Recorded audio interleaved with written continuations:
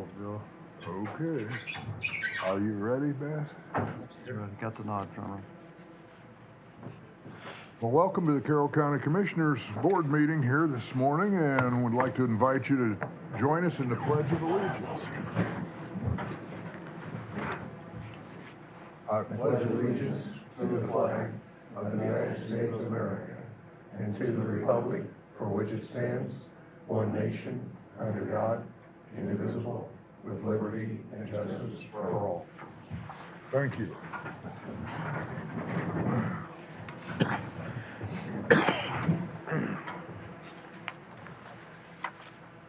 And we need to approve or disapprove the minutes of the January 19th, 2026 meeting. I'll move that we accept and approve the minutes from January 19th. Okay. I'll second that. Okay, I have a motion and a second to approve the minutes. All in favor of that motion, please say aye. Aye. Aye. Motion passed.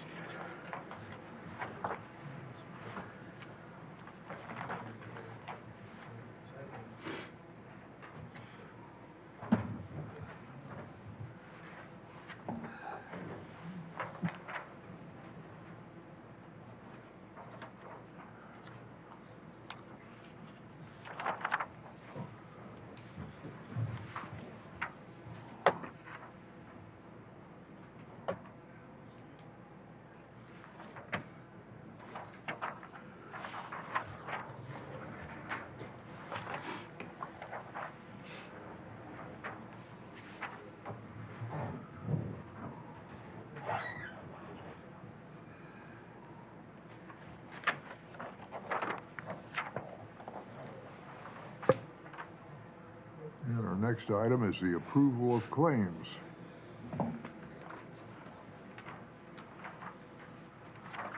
I'll move that we approve all claims as presented. And I'll second that. Okay, so I have a motion and a second to approve all claims as presented. All in favor of that motion, please say aye. Aye. Aye. Motion passed. Now we are ready to open bids for the highway. If Mr. Hunter would want to come up here.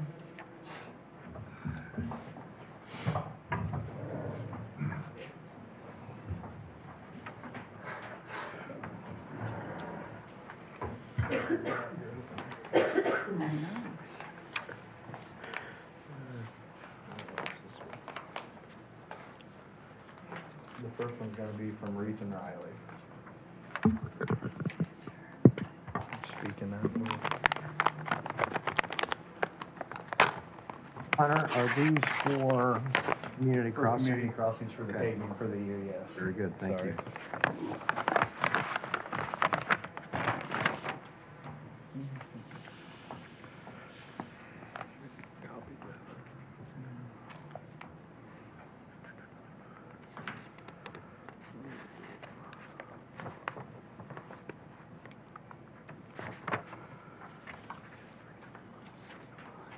There it is.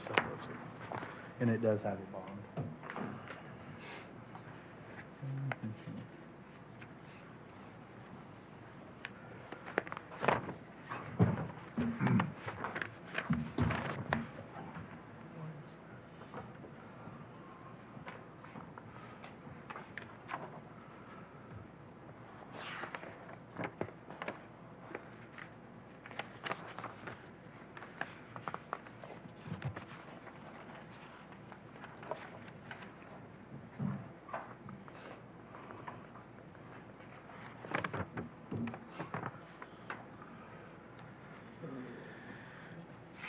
Total for that is 766,080.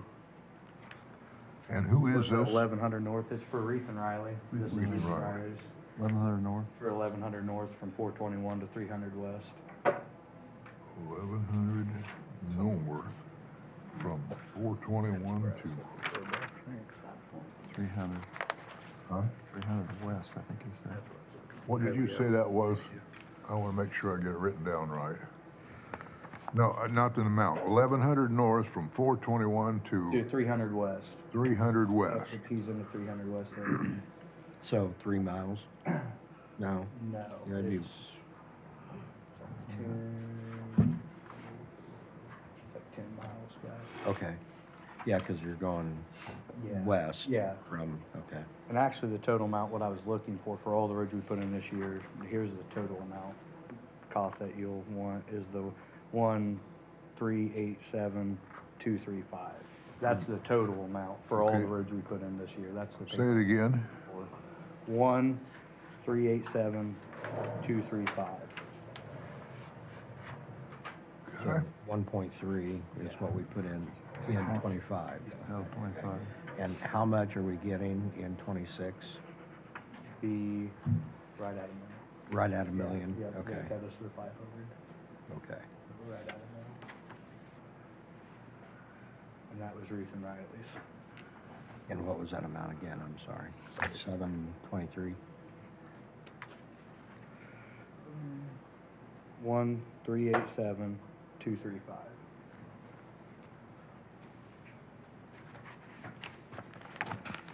Oh, That's the total amount we're gonna get, is it, this year? That's 2025. Oh, that was 2025? 25, and this year we get 766, is that what I'm hearing? No, we get, I think right at $1 million. right at a million this year Okay. is what we got approved for. And this one's for EMB paving.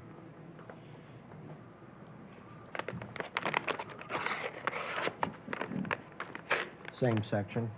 Yeah, same roads all the way across on all of them. Okay. Yeah, You only gave you one road. yeah, Yeah. yeah.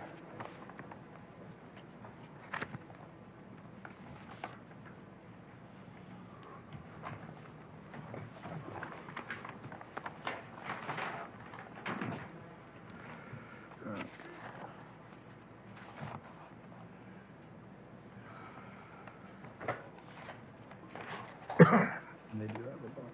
And they do have a bond. And the total on theirs is 1,385,247.50. Quite a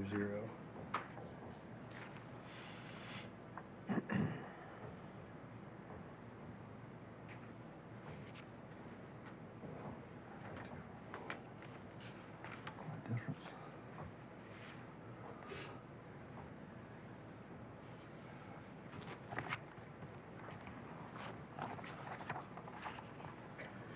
Trying to remember it. Do you want it? Yeah. Talk to them about it, or just keep them. Just gave them, I guess. Oh, okay, thank you. This one's Central Paving.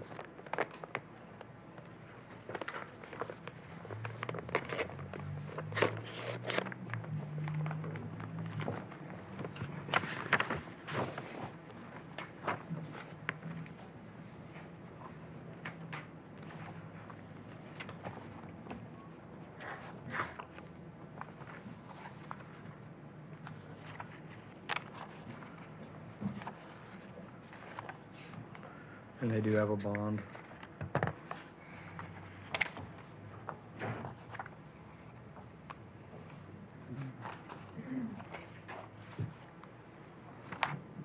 This one don't have the total of all of them.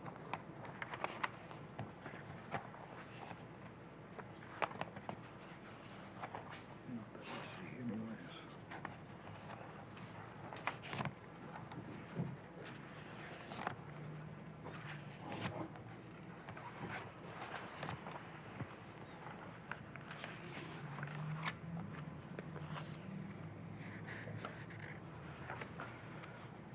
You see it or did I just miss it?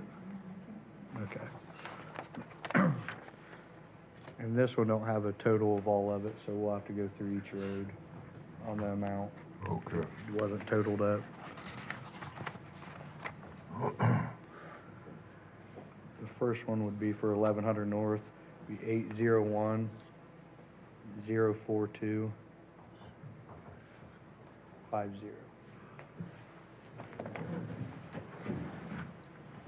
was gonna say, if you wanna give me those amounts, I'll give them total. Okay, thanks, Scott.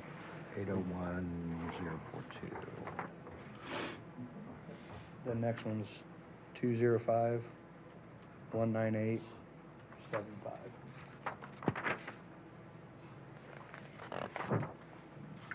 The next one's 429-275.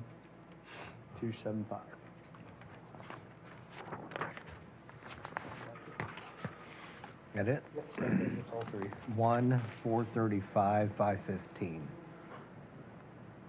Say that again. Pardon? Want to say that again? 1,435,515. Did you say 15? Yeah, 1,435,515. Okay, thank you.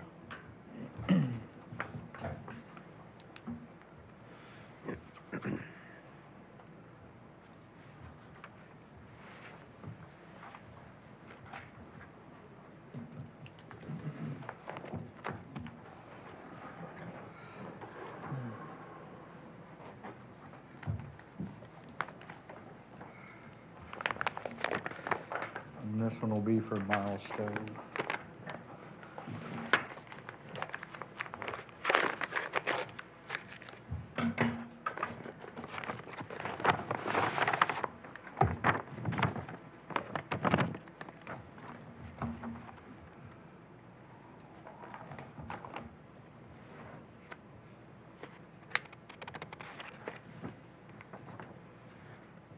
Oh, perfect. Bond, that's nice. And this one does have a bond. And the total is 1,386,900.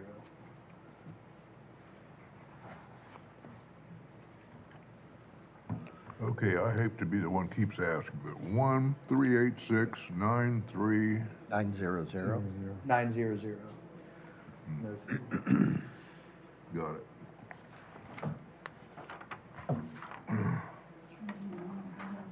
no, what was the one? Which one that was? I can't remember. Whoa. We don't. Okay, yeah. You have to look at them. Look at your, all that stuff. I'm taking all this out. That'd be nice.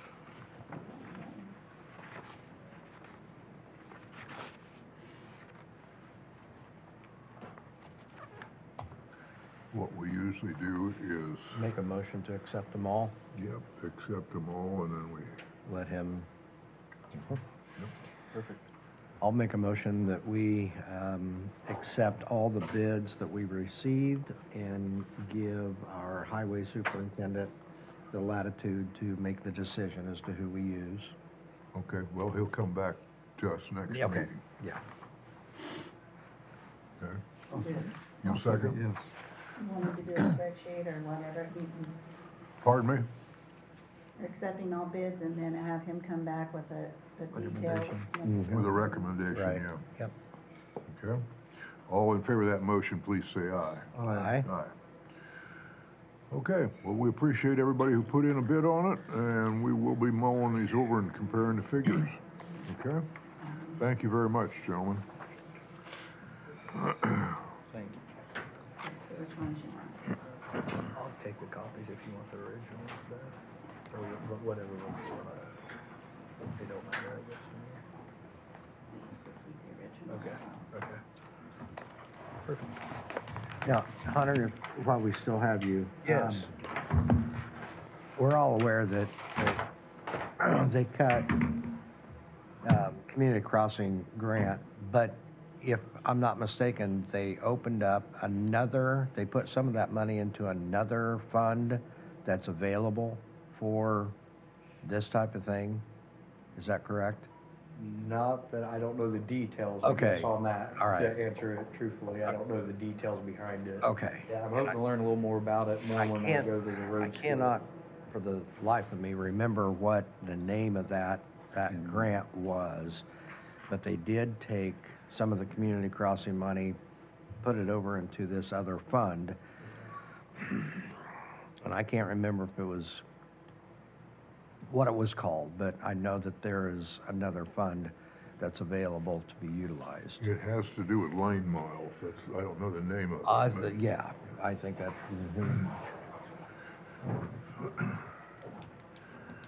Years ago, I got kind of into a heated discussion with the then mayor of Lafayette. Can't think of his name right now. He was the one that had been sheriff before that and then became mayor. Anyway, when they divide up funding, the state has always had it be that you get funding based on miles, population, and number of automobiles. And they do not count pickup trucks. And I've always felt like that was one way that the urban areas could grab more money because they have a higher percentage of automobiles to pickup trucks. And we in the rural areas have more miles of road, but have a lot of pickup trucks that don't get counted. And I got corrected at that time by the mayor saying, but we don't get to count lane miles because we have streets that aren't just 2 lane. We've got ones that have 4, 6 lanes of road. And that's probably been 20 years ago. And now they've just finally come around and sticking it to us again and going to lane miles so that the cities can get more revenues. Anyway, that's my position on that. Do you have anything? You go up to the podium if you want to.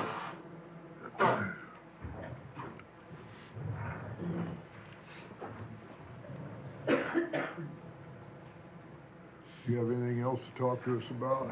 Yeah, I'd like to give just an update, kind of a quick rundown on how, especially this last winter storm, kind of affected the highway department.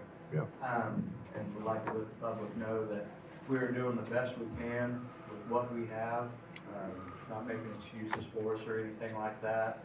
But we are still 2 districts down, which is District 4 and District 9, and they're kind of an important district. That's Bicycle Bridge area, all that over there. District 9 is all around the hog plant area and all that over kind of middle right there. So we're still districts down. We're doing what we can with what we have. Even our new dump trucks we bought for over $1 million last year, 3 of them went down on us. And when they go down, they're still under warranty, so we can't touch them. So we have to wait for W.A. Jones to come in and tell us what's going on, and they have to do it. What kind of things happen to them? It's our hydraulic systems we're having a big issue with, which they went electric on everything anymore, and it's been the biggest pain for us with plow trucks, is when it gets so cold, we've had nothing but issues out of our electronics going out of our trucks that run everything now. It's not like our old trucks that run strictly out hydraulics, everything's hydraulics. Something, we have an issue, it's not a problem, it's either a valve or a hose blowing. Now, it's all electric over hydraulic, and when it gets cold out, ice builds up, it's ripping wiring out of our trucks. It's just, and when that happens, and it just sends a code through the whole truck, and then you're shut down until you can get them to come in and redo your wiring harness. So it's a big problem going to electric on these dump trucks, and then just having the old fashioned, just all hydraulics. So we've been dealing with a lot of that, and then just being, like I said, the counties used to, years past, they're used to 27 people. They got to understand we're down to 21. So we're still running, trying to do the same amount of miles and everything with 21 people instead of 27. So that's been the biggest struggle on us. I know I've been in touch with everybody I can. We've been trying to keep up. We've been running around the clock. I'm sure you guys will see that overtime. It'll scare you, but we're doing what we can to get all the roads hit and all the departments in the county that we have, the sheriff's station and all the EMSs, the Carroll Manor. We're trying our best to get to them. I know that was kind of an issue with Kim this last storm was, we're trying to get to them, we do get to them. What I ask people is just please remember, and department heads, that we're not a landscaping company, that professional, you know, go in and we clean every nook and cranny. We get in, we try to get your main drive open where if something happens, but we have, that's a total of close to 150-mile road of open districts we have right now. So my biggest thing as a superintendent, and I have my own district too, I still have a plow district. So I'm not in the office, so I don't get all the emails and stuff, because I still have a plow district. That leaves us roughly 150 miles of Carroll County that's open. So I'm mainly focused on the open roads, and if there's an emergency of any sort going to any of those departments, Doug will call me, we'll plow the ambulance there, or the sheriff's station's been good about calling. So we will get there in the case of emergency, but we're trying to focus on the roads out here, especially the main roads. I didn't get one call. Thing with those I trucks, thought the roads were pretty good. Thank you, thank you. thing with those trucks, that's gonna be ongoing from here on out. It is, it is.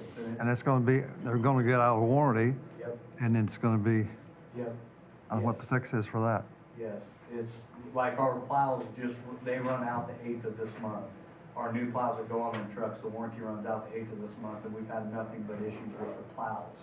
So we're about out of warranty on them, so they're gonna come down this week and do one last look over and see if they can find any issues before the warranty runs out. Hopefully that'll save us, but once we're out of warranty, then like you said, it's gonna be an ongoing It's gonna be issue. ongoing. So, Did you say about $1 million a piece? no, All we, three. for all All three, three, it's a yeah. touch over $1 million uprigging and everything. There was 324 or 26,000 a piece altogether. With plow. With plow. Yeah, with plow, sandbox, all that. So, been a, yes. We're trying, like I said, we've had a couple towed in stuff, which is hitting us hard already this year in this budget, so it is what it is at this point. We can only do what we can do, and really, like I said, we've been running, I know a few of us, me and the foremans at least, we've been pulling 17, 18-hour shifts trying to keep up with it, but there's only so much you can do when the wind won't stop, so. Uh-huh. Do it again. Yeah. And again. And we go down those, those tandem trucks, we lose those, then we're back down to a 1-ton truck. Yeah. You know, pretty much a pickup with a plow, and those don't do, No. I know, they don't. Yeah, we have a couple districts right now with just 1 tons in it with the V-blade, a 9-foot V-blade, when we're used to running, you know, 12-foot blades for those roads. So it Right. takes them 4 passes Yeah, Right. instead of 2. clear it out. So it's, hopefully we can get some trucks up and running and keep them up and running, but our struggle now, it's the new trucks, it's not the old trucks we're having an issue with, it's all of our new stuff we bought that we're having an issue with. Because it's mainly all electric now, and it's not the Is- simple hydraulic fix. We're a month plus into having our new mechanic. How is that working out? It is working out really good. So we actually, before we sent a truck down to get the motor rebuilt down in Lafayette. They was having trouble finding the specs on everything and the torques and all that, and that was gonna run us just to rebuild the motor, well over 20,000. We actually just sent for it, went and picked it up, and our mechanic started in on it now, and we should hopefully be able to get it done at our rate with what we're paying him for around 3,000. So How that's much? About 3,000 is what it's gonna cost us to fix it, since we have him back, and he's already fixed another truck. He just got done doing a motor on another truck, so he's already, just in a short amount of time, saved the county a lot of money in a short amount of time. That's great. Is your shop gonna be able to accommodate the needs for these newer trucks with the wiring? No, see and that's the problem, is this new stuff, he can't, he can, but it's under warranty for 5 years. Well, I understand that so now, but later on, I'm hoping, Okay. I'm hoping. But when they send their people up that's licensed and trained for that. yeah, I they understand can't even that. figure some of the stuff out, it's very scary to know what the future's gonna hold for them trucks. Because when they're sending their mechanics up here and they can't even figure it out, they're just changing parts and changing this, I don't know where we're gonna be looking at in a couple of years, that's for sure. That surprised me, but Yeah, something to consider, but I don't know what the fix is on that, because everybody's gone that way. yeah, I don't think everything we buy anymore is going that way, unfortunately. We did just get our new mower in last Thursday, I think it was. Yeah, Thursday, our new Alamo that cuts the trees back and everything, so we will have the new one running this spring. So it got delivered Thursday. You still have an old one of those? We do, we still have the old John Deere tractor. It goes 15 foot off to the side and up, and the new one goes 27 foot. And you can 27. change, yeah, and you can change heads out on it. I got another head already coming for it. You can change heads out on it. You can put an actual chainsaw like saw blade on it and reach up 27 foot and use it as a saw. You put a bush hog on it. You can, it's a multi-use machine. I think it's gonna come in handy. 7 foot's a pretty good reach. When you get to using that, give me a call. I want to see it. I will. Hopefully, as soon as it starts getting nice, it'll be out. Right now, you can see the telephone boxes and stuff without them growed up, so it's actually nice to use it now. Yeah. Okay. Anything else, gentlemen? Anything anybody out here has to ask about our highways? I want to thank you because I think you did a good job out there. Everybody did. That's what you have. Thank you, appreciate it. Have a good Thanks, Hunter. And now we're ready for Carroll Manor Superintendent. Good morning, Good gentlemen. morning, Kim. Got some updates. In front of you is a few new resident applications. Yeah, I have them. Yeah, one's gonna be temporary, as she's on the Medicaid waiver list to go to Glasswater. So Glasswater sends me their people and they come here. And you could be on that list for anywhere from 6 months to 2 years. It just depends on where you come up on that Medicaid waiver list. That'd be Barbara, she'll be moving in tomorrow. She's coming from Virginia. And then the other two are gonna be full-time residents. And then in the future here, I'll have another temporary resident. So that's gonna be 4 that's gonna be coming in, 2 temps and 2 regular full-time. Which will put us only having 2 rooms left and almost at full capacity. So I want to get approval on those so they can come in, move in, they're ready to go. So Okay, what will this put you up to? those will put me up to 24. I'm gonna have another temp coming, he's doing the paperwork now. It'll be 25 and then it'll be down to, only 2 rooms left. So I'll be 2 rooms left. That was my next question. 2 rooms. 1 female, 1 male. That's about the highest that we've been in a long time. Yeah, we're almost at full capacity, so we're rearranging our dining area and everything to try and, compensate for the new people coming in. And with that, of course, is more aiding, more laundry, more food, more supplies, everything. We're down 2 aides still and a cook now. So getting those people in there, I mean, that's a lot for just one person. If you got 24, 25 people, it's gonna be a lot for one person to aid the floor. And people calling off because they're sick. Right. That leaves me having to cover, and that's a lot for me as well. Well, gentlemen, do you want to take care of the Carroll Manor applications right now? What we have over here to... Yeah, what is, remind me, total pay? I mean, if someone's at full pay, what, $2,127.04. 2,147? 27. 27. Okay. 4 cents. And I have 4 of those people. 4 today. Yeah. I've lost some of my full pay people passed away or had to go to a nursing home, so.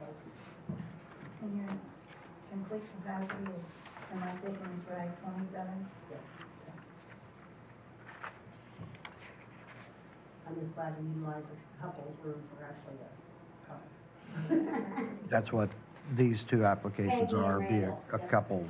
And of course, I did all their stuff based on what each one of them brings in, so they each have to pay something. And I give the total of what it be. Right. It's just one, but they each have to pay their own way, so.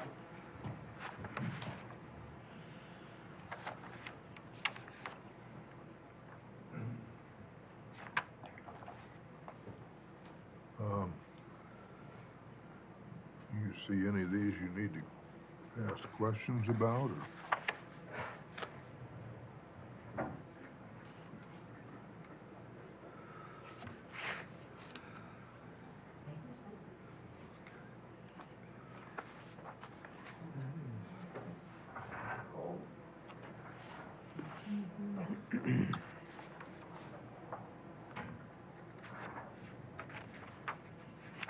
Um,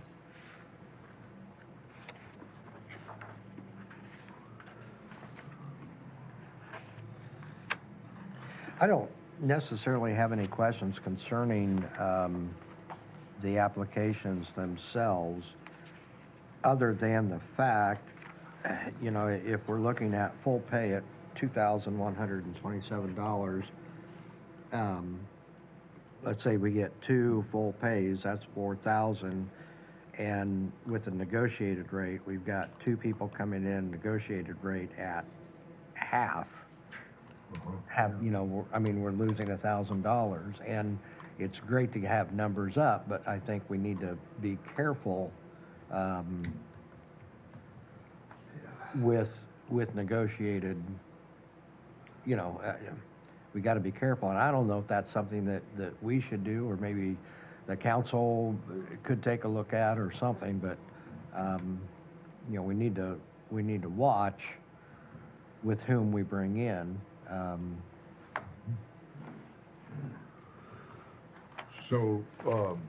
But I do like the increased numbers, definitely.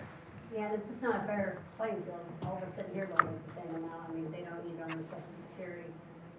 Depends on what you work, and you know, if you got pensions, retirements, or if you've been disabled your whole life, or if you're on SSI or SSD or what. Agreed. So, Yeah, completely kind of our agree. negotiated rate's been something that's been going on for way before my time. It gives people a place to live, to be able to afford it. Mm. We take almost everything we have, I mean, besides the $52. Okay, I want to follow up on your comment there now. So are you suggesting that if we get, another, well, single or couple coming in and they're wanting to negotiate a rate, that maybe we shouldn't take them because? No, I just think we need to keep an eye on the percentage of, because we can use, as you stated, you know, some tax funds or, you know, some different monies that are out there available to be utilized. We just need to keep, you know, if we're full, we say at 25 or 26 or 27 folks, and they're all negotiated, that may not be enough to float the boat of the manor, cost-wise, because that's going to require more employees, more cooks, more home care, more laundry, you know, everything. Electricity, So, gas. right. So we have to make sure that the percentage, the coverage of rate is covering the expenses that the home has. When the council looked at these, and when we set the rates, I think, didn't we, Lauren? Yeah. We have to prove it. But did you have in mind a percentage that should be full pay? No, I don't think we ever came up. Do you recall that, Beth? I don't think we ever came up with that. The department had to set her fees. Right. And, Yeah. no, she lived in that too, hadn't she? No. This has been So a, Jamie was the last one that set increased fees, I believe. and that's really, if you're gonna increase fees, you're really just punishing poor people. I mean, Well, I just know that the council did a lot of looking at this and figuring through, and I was wondering if, they said, okay, break even is if we have so many 8 at full pay and so many others at not. I don't think we ever broke it. Okay. I think the council had asked for a breakdown on different items from county manager. The total expense, or the total income for, like, January, what was it? Wait a minute, What was the total income for January of what the residents pay? yeah, what was the total income for January? Oh, do you have it figured yet? I do, because I turned my report of collections, it was 26,000 something. And that's missing 2 of the people from Jay County, which I just got all the social security stuff, the bank set up. 2 months of that, I finally got the payee information, everything done. So Carroll is now the payee over these 2 people. And so I'm waiting for their paper checks to come in. I did the direct deposit, everything, so it goes right in there. And wait for the paper checks so they can pay us what they owe us for December, January, and soon to be February. So we can go back and get the December pay from, okay, Yeah, because they still owe us for that. I mean, they've been living there 2 months, yeah. you know. I don't think we ever broke it down, if I recall correctly. We never broke it down percentage full pay, percentage negotiated, because a negotiated could be, I mean, it could be $500 a month, or it could be $1,200 a month. It's completely, there's no rhyme nor reason, if you will, what that negotiated rate is. It's not a constant, steady number. I think we broke it down, like if we are, the break even was 24, 25 people. And I don't think we ever broke the percentages down, which we probably should have.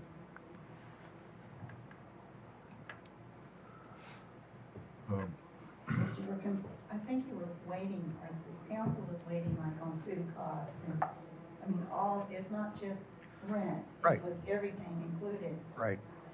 And I don't think Is there an average monthly cost, expenses? Bring in 26,000, how much do you typically pay out per month? Well, how much to pay? I mean, you get 3 pay periods in a pay period, and that 26,000 is gone, and you're negative already. That's not counting the gas bill, the electric bill, the Frontier bill, internet bill, the Frontier bill, Food, food, water. everything.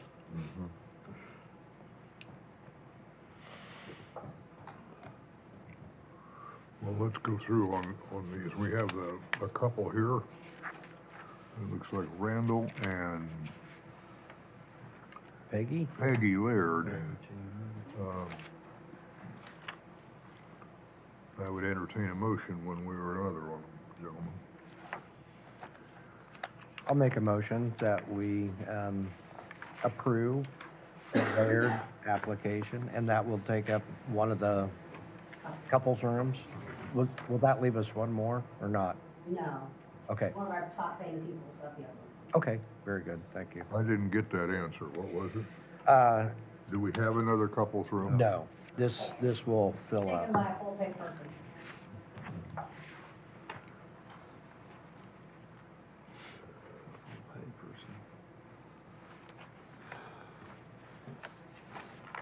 Did you want? I'll second. Okay. Maybe a place to live. So I have a motion and a second to admit Randall Laird and Peggy Laird. All in favor of that, please say aye. Aye. Aye. Okay.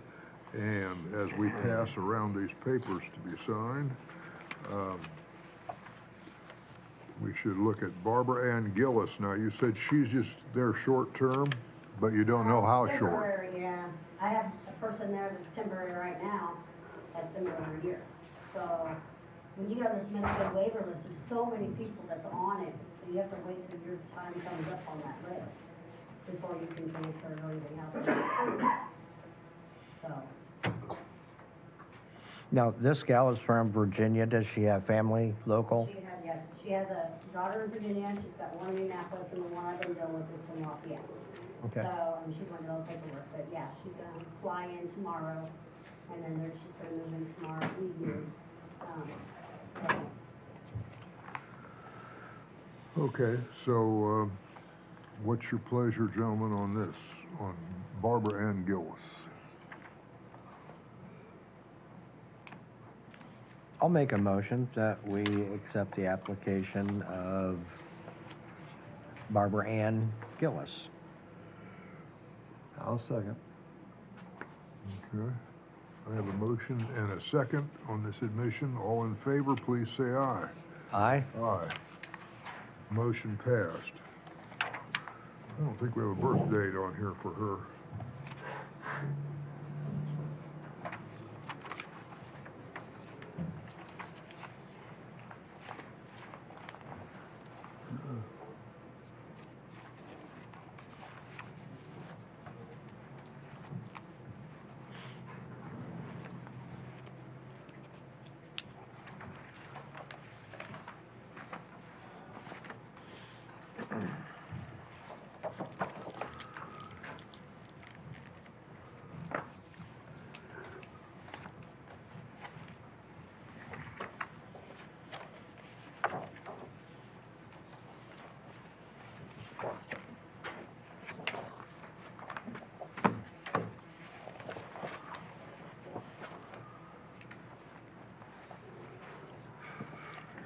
Are there any other comments or questions for Kim?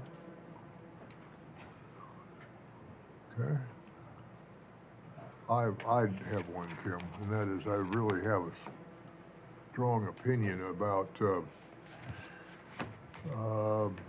I guess I'll just say kind of airing dirty laundry on the internet. If you have a complaint about the shoveling of the sidewalks or the plowing the driveway, don't put it on the internet. That's more negative publicity for the manor that we don't need, and we've tried to avoid in every way. And if there's a problem, work it out with Hunter or with whoever it might be, or you can call us. I tried to call Lauren, and Clara tried to call you two. They come back and do a swipe through Carroll Manor, which is a 24/7 facility, and nothing's taken care of that needs to be. Like our drop-off and pickup area for ambulances, our front parking area, front of our dumpster, all things we talked about. And you swipe once and don't come back for days. Nobody ever came back. And we're shoveling and digging and pushing people out. So that's a big dangerous liability, not only for the family that comes in, but for the aides, the nurses that come in, the chaplains, and anybody else that comes to the manor. Because if somebody falls, somebody gets hurt, then it's a liability. It's a 24-hour facility. Which we have insurance for. Yeah, it's So, not like we don't run. We have to run all the time. when, I would think it would be better now with the jail sitting right next to you, that you've got a windbreak there that never was there before, but if the wind's in the right direction, it'll still just pile right back up in there. Yeah, it's terrible. Out there, whatever it is in town, add 30 miles per hour more out there. Hunter, Can I speak on that for a second? you sure can. We haven't been back in days, that is false. I went out there myself when we got a phone call saying the dumpster needs plowed out, or they wouldn't pick the dumpster up. I went out there, when I showed up about 20 minutes after the phone call came in, there was cars blocking the dumpster. So I took pictures of that. My job's not, we're out here to get the roads open. If they can't get down the roads, they can't get to the place anyways. And when I go out there and the dumpster's blocked, I'm not gonna get out of my truck, go in, find someone, say, can you move your car, after we got called out there 15, 20 minutes ago. We did make a lap through there, enough for a vehicle or an ambulance to get through. Once again, like I said, we have so many miles down. As long as it's open where a vehicle can get through, that's what I'm focusing on. That is what we're focusing on. Yeah, my back door where I pick up and drop off, if an ambulance comes with a gurney, and you can't get a gurney through there. I'm not shoveling your sidewalks. Your sidewalks wasn't shoveled or nothing when I got there. The sidewalk was covered. We're not shoveling I shovel sidewalks. the sidewalks. It wasn't when I showed up for that dumpster, it wasn't. I shovel the sidewalks out back in front. We can sit here all day, I'm not gonna argue. Or our about it. parking area. But. once again, I drove up there, actually Angie and I drove up there to look, and Oh, okay. when we got up there to look, it was fine. So, I still just, I don't do it on the internet. Somebody came out and helped us out. It was very nice, because we're digging, my people make $13 an hour digging and pushing people out that are stuck. It's dangerous. If I lose another employee, I'm already down 30.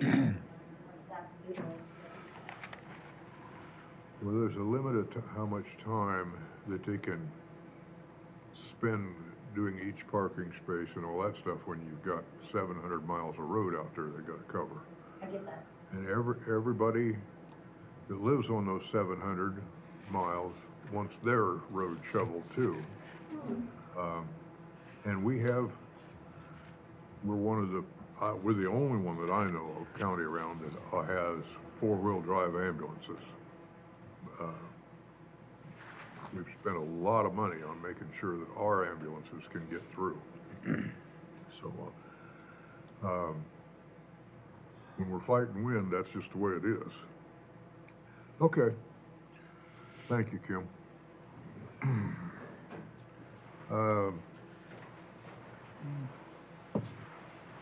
We're ready for Matt Maverick and James Wells. Hello. Nice to have you here. Yeah, good morning.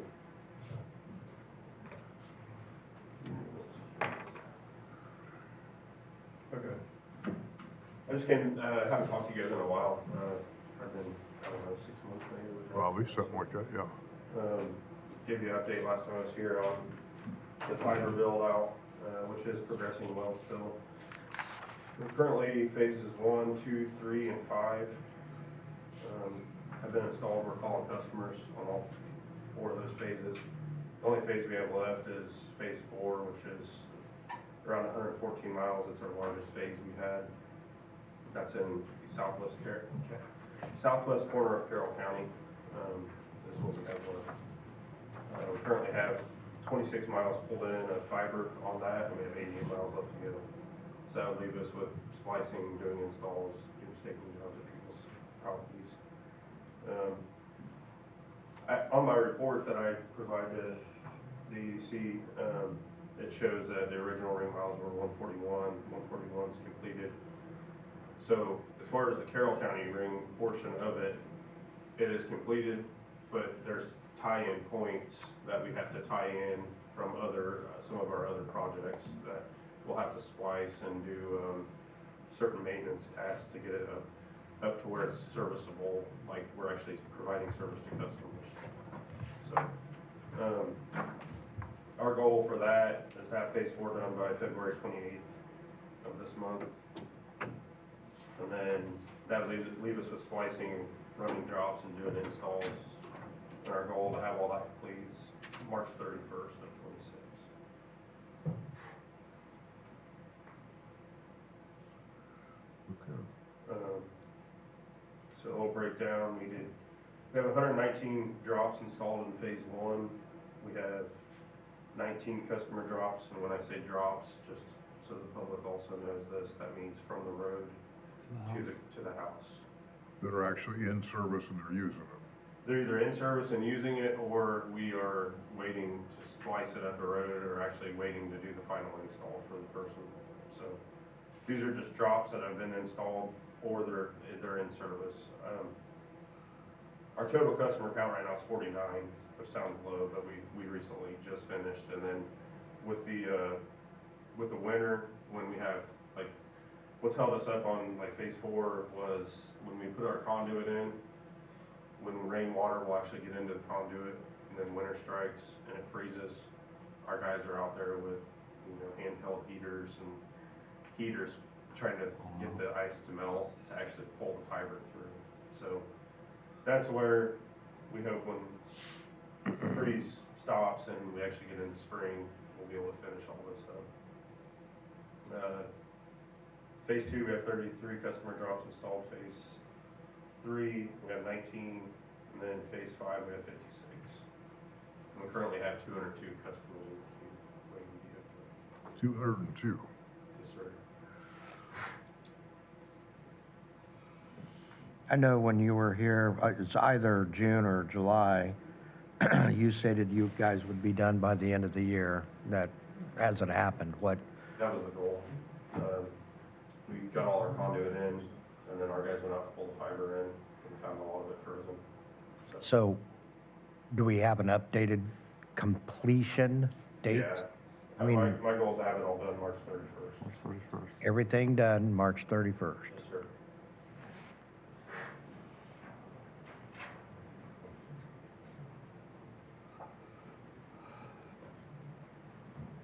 Do you have a report that you can send Yeah. us, so I can give to them?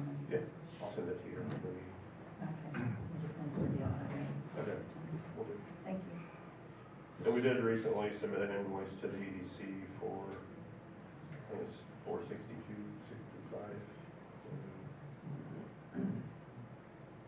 Which, the first invoice we sent was like for $771, which was half of half, because we're putting in half, the county's putting in half. The second invoice was after so many passings, I forget the number, I have to look at the contract again. But we went past that many passings, and it's half of 30% as well, so if that makes sense. So the whole project is like 3.1. Half would be 1.5, then 30% of that half. So 30% of 1.5-ish, 1.4 something is what the count is, what the invoice is for. I can tell you the exact amount.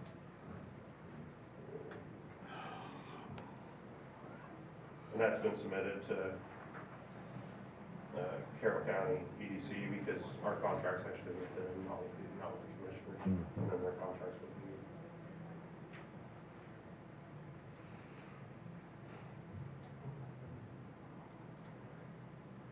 you. It was $462,600, or yeah, $660 is the invoice amount. Once I get the whole project completed, I'll also give you a breakdown of what we paid. It's going to be a lot more than 3.1 million to that, of what our company put in. So our investment to the county's going to be way more than what the county's investment was for this project, is what I'm going to say. And that's coming from Miami Cass. That's not coming from any other grants or anything like that. It's coming from our company to your county. So did you say 462,600? 660 and 0 cents. Okay, sorry. Any other questions, Scott? I don't believe so. Has the addition of several more companies putting fiber in out here, has that affected your sales rate? No, not really. Our biggest thing is a lot of people, especially when they tie it to Miami Cass as a non-for-profit and as a co-op, and with our partnership with the county and our partnership with Carroll County, it really hasn't affected us. We've partnered with Mulberry too. We offer TV service now. I don't know if anybody's looked at it, but we have some customers getting TV service. It'll say that we're the provider, which we are the provider, but it's actually through Mulberry, so we're partnered through them. It's a little expensive, but it's still, you'll get top grade customer support service from us or Mulberry, depending on how far you got to get into the troubleshooting. But no, it hasn't really affected us. I'd say we're pretty conservative when we look at areas. We do like a 40% take rate is what we look at. A lot of companies, they'll look at a whole area and say, there's 100 customers, we'll get 60 of them. So we're like with us, if we see 100 customers, we're okay with getting 40. That's because I'm nonprofit. I mean, we don't need a lot of money coming back in, and we want to break even at the end of the year. What did you just say about money coming back in? Yeah. So I just said we don't need a ton of money, like we don't need to make a lot of profits to where like as a for-profit company, i.e. Frontier, Comcast, they're wanting more money than what we would have to get back in. At the end of the year, we want to be at zero. Huh, okay. All of our money goes back into our company, our employees, the counties we serve, better equipment, things of that sort. Yeah, we're non-for-profit, so.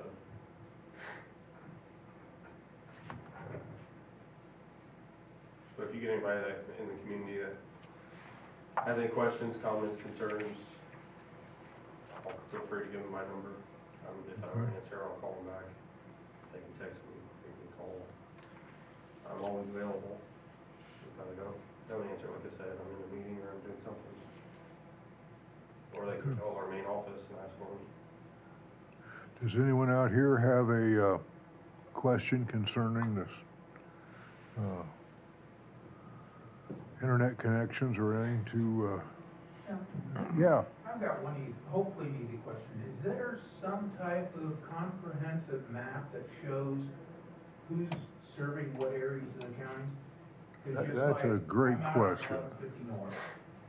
There was conduit ran down our road. We have no idea who it is. It's us. Is it?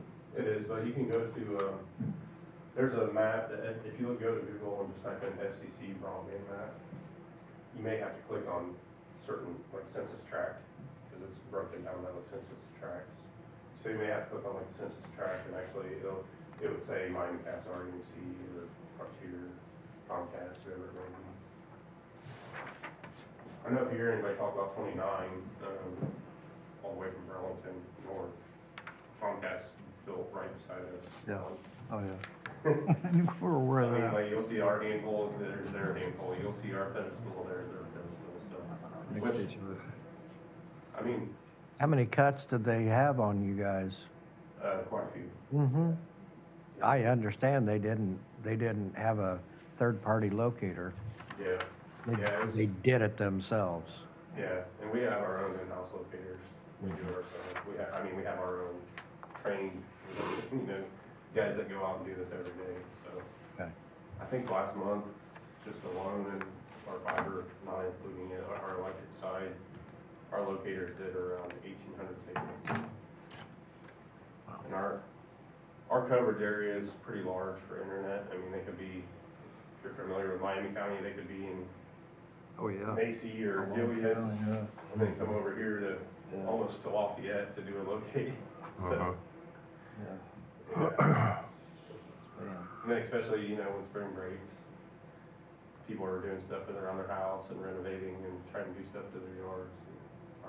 Our people are coming out to locate it there for you. So when somebody signs up, do you take it from, like if someone lives down Long Lane or whatever, do you take it from the road to their house, or just how many feet, or 250 feet from the road. 250? Yeah, we count it from the last pole going to their house.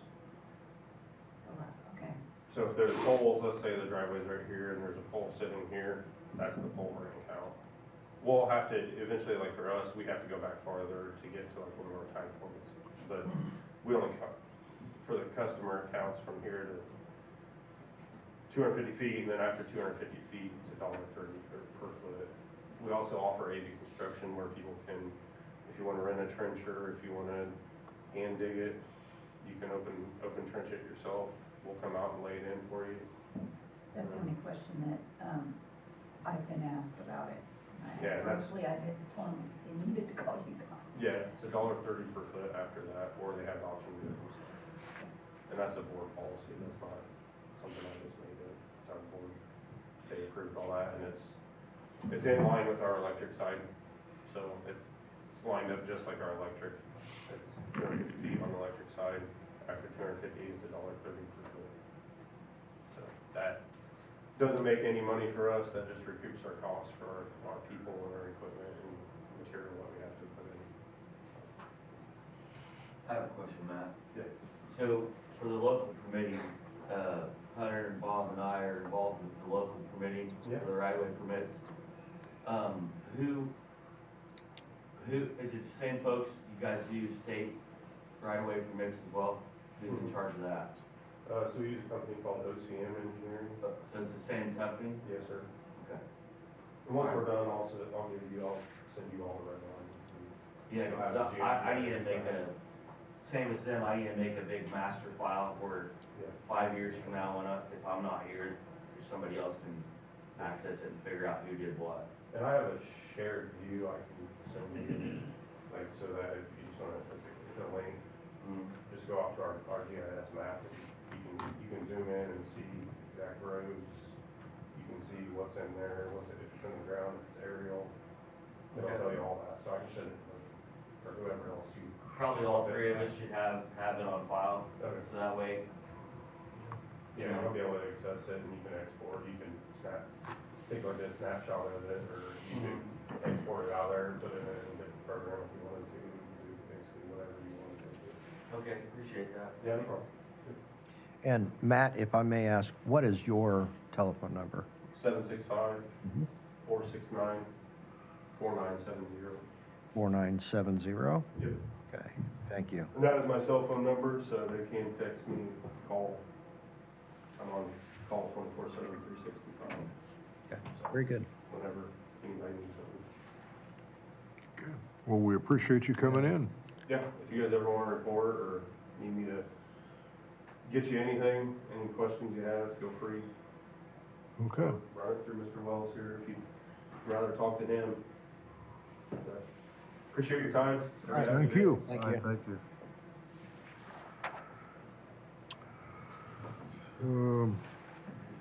Ted, it's your turn. Back in December, the board approved the vacation of an alley, and I prepared an order at that time, and it didn't get signed, so I've reprinted it with the current date, and I fixed a paragraph numbering. This is on property that Shane Spencer owns lots on both sides. So you've already approved this, you just need to sign it. Okay. Because they authorized Bill to sign it, I think, at the time of the, But we didn't have it, so. yeah. Is that out West Delphi? Yeah. Yeah. And Mr. Spencer owns the properties on both sides of the alley, so we get this signed, and then the property owner is responsible for recording it, paying for the recording, and getting a file marked, a copy to the auditor. Okay, will he get one of these? Yes, so if you would please sign 3. Okay.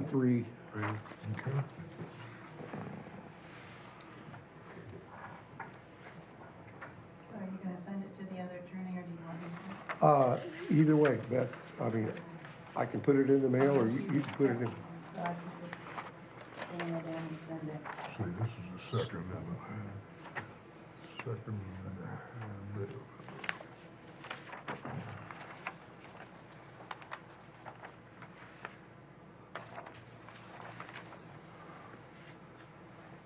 I'll scan it and send it, and I'll send you a copy of it. Okay. She'll need 2 copies so that she can get, ours file stamped when she records it. Copy it. Candace is doing the transfers now, right? Okay.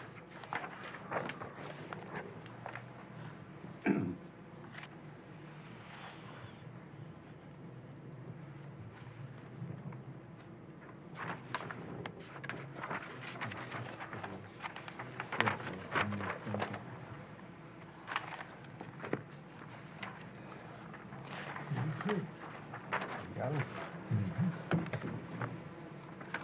And with that, we're all. I've got one more thing. Okay, all right. It came in at 9:30 from Miriam Robeson. This is the, on the surveying of the properties in the Flora Park. And so we got the number, and we got the clause in there to split the cost of the survey. Here's a copy. She printed it on both sides. I think it's okay to be printed on both sides of it.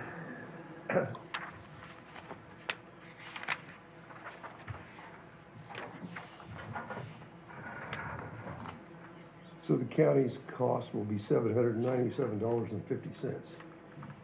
And it hasn't been done yet, we're just, Well, Agreeing to do it. We haven't engaged them yet, so. This has not gone to the Flora Town Council yet, so we're the first one to get it. okay. So I would request the board to consider a motion to approve survey of the Flora Park in the county owned buildings in Flora Park, and to pay half the cost of the survey.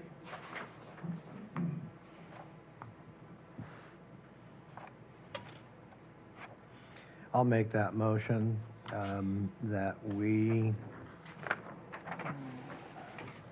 pay for half of the survey cost of the Flora 4-H Park property to be shared with the town of Flora. I'll second. You second, okay? And I have a question, Ted. It says, on the back side here, it says reimbursable expenses are subject to the same collection agreement, but are not included in the fees listed above and will be billed in addition. So, I suppose, may I don't not know be all what of it, huh? that is. That may be, I don't know if they charge for the stakes, or, Probably for copying and getting deeds, Yeah. deed copies, that kind of thing, I would guess. But it may cost us more than the $797. Yeah. Yes. I saw that. That's pretty standard. Okay. With that in mind, I have a motion and a second to engage 40th Parallel Surveying LLC to do a survey of the Flora Park, and we are going to pay half, and Town of Flora will pay half. And our cost, according to this contract, is $797.50. All in favor of that, please say aye.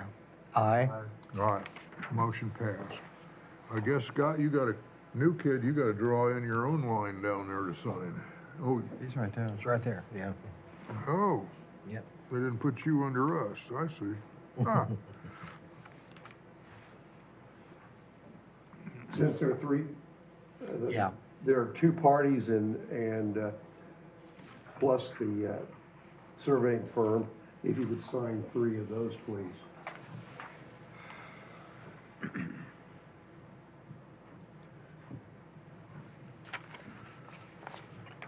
I wonder why they did it that way. I don't know.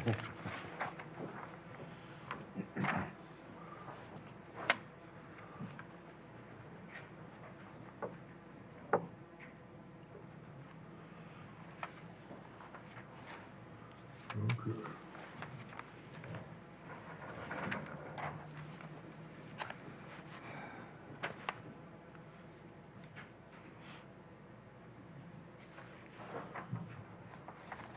Have we got them all on there? I've got two. And that is three. And Ted, do you have anything else for us? No, I don't. Okay. Amy Webster. Good morning. Good morning. I just have real quickly for you, it's our annual contract with Purdue Extension and the county. Just need to get that signed. Okay. So, I have a copy for each one of you, but I mean, it's one of those, I just need one copy to You- sign. Well, we probably need one too, so. Yeah, so how do you wanna do this? So there's enough copies for everybody. There's two places, so basically Bill's the only one that really needs to sign it, but I made a copy for everybody. And there's two places on there that you do need to sign. Okay. So, on that side, and then if you flip the page, it'll sign again, so. And it's just the standard, nothing changed in it from the previous year. The percentage that was approved with the county council, I think went up like 3%. It was approved back with the budget, so.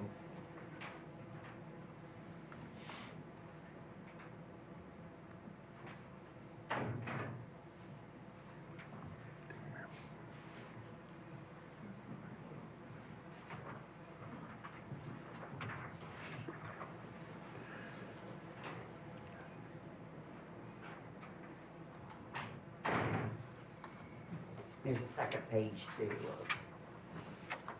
Oh, there's a second place. You Yeah. said that to me a couple of times, and I still didn't do it. Copies do that.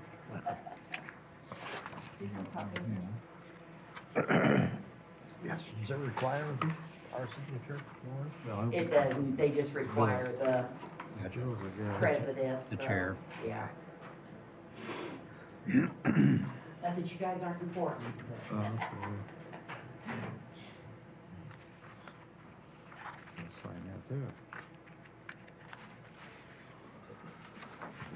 One, Yes.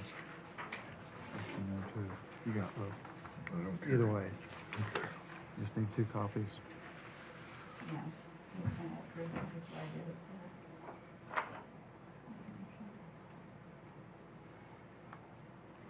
too.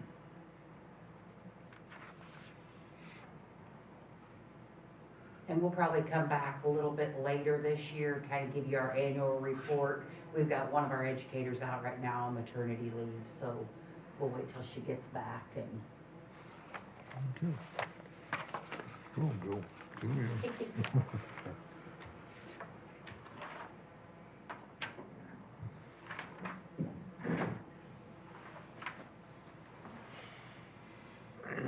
Any progress on the restrooms? I think right now, the one we were waiting on the survey, and they're just they're back at the drawing board with, since now we're having to go through the state, and they're gonna have to redo bids and actually get a drawing and all of that, so. So it will not happen for this year's fair, but we'll get. At least the ball's rolling. Yes, yeah. I'm sorry. And I think getting this survey is Oh, do we need? Oh, I think that's gonna happen. 100% step Okay. in the right direction. of- Should have been done years ago. Yes, yeah. I think I need a motion on this to authorize my signature Oh. there.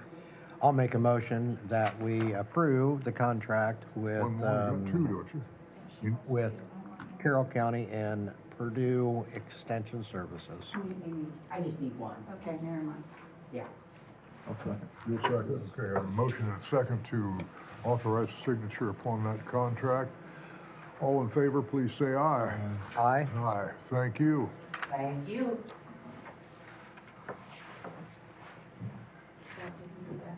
Pardon? I did. Okay, and we have a courthouse usage for Twin Lakes. Want to have their prom here on May 2nd. And we always give Twin Lakes a good price on that because there's a lot of Twin Lakes kids that live in Carroll County. You don't have to pay for the rent, You don't have to pay for any rent. Just just pay for the custodian. custodian. Yeah. I'll make a motion that we approve courthouse usage for Twin Lakes Prom on May 2nd of 2026. I'll second. And I have a second. Okay, so I have a motion and a second to approve Twin Lakes High School prom to be here in the courthouse on May 2nd of 2026. All in favor of that motion, please say aye. Aye. Aye. Motion passed. You know, I usually try to come in during those just to walk through, and I look at the decorations and everything. And it's interesting that some high schools have come in and just, I mean, it's beautiful. They really do it up nice. And then there are some of the high schools that come here that do nothing. And they just walk in the door, have something going on, and that's it. They leave. Anyway, I'm just throwing that out there. Need to reschedule our executive session? Yes, sir. What are you suggesting to us, Mike?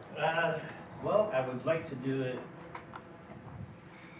the morning of the 9th, which is next Monday. Next Monday.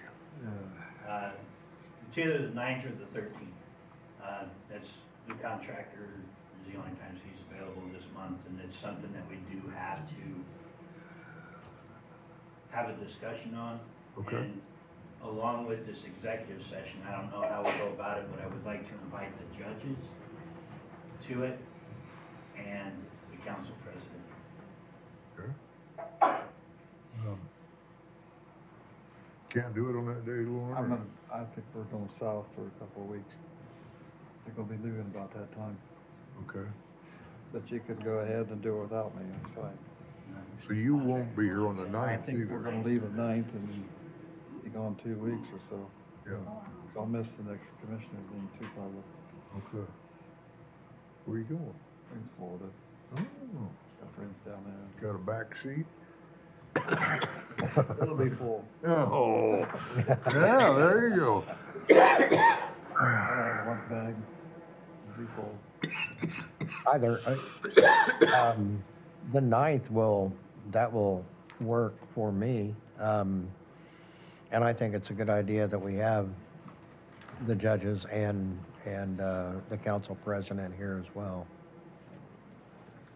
9th is fine with me, I'll be here. Do You you wanna- wanna do it at what time, Mike? 9 o'clock. 9 o'clock? 9 o'clock good for you guys. on the 9th. Yep. If we don't leave that day, I'll take it. Huh? If we don't leave that day or before. I'll- Okay, that'd be fun, that'd be fun.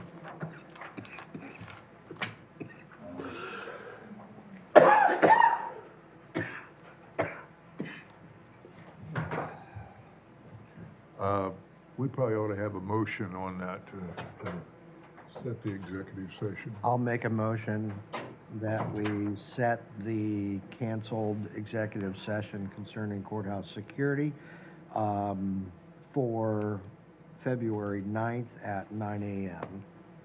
I'll second. Okay, got a motion and a second for executive session on security on February 9th at 9 a.m. All in favor, say aye. Aye. Aye. Motion passed. Anything else, Mike? Yes, the Frontier contract that you authorized me to sign to move the fiber has been signed. And then the last meeting also, I talked to you about the trash services. Yeah. I did reach out to Waste Management. We were able to reduce the size of the dumpster down to a 2-yard and move the pickup to every other week, and it took it down to 6201. That's a lot better. From, what's it? I asked for permission to go ahead and sign the contract. Yeah. And Commissioner Ayers and Commissioner Houghton did give me permission, so you just have to ratify that. Okay. I'll make a motion that we ratify the signing of the contract with Waste Management to reduce the size of the dumpster and change the pickup times. I'll second. Okay. I'm not gonna repeat all that, but, let's just say, all in favor, say aye. Aye. Aye. Motion passed. And the last thing, prior to the weekend, we had one of the blower motors in the furnace go out in the old jail. There was enough leeway in the $149,000 that we had originally authorized for the mold renovation and fixing and everything. Oh, yeah? That they could fix that blower. However, 3 more blowers are on the verge of going.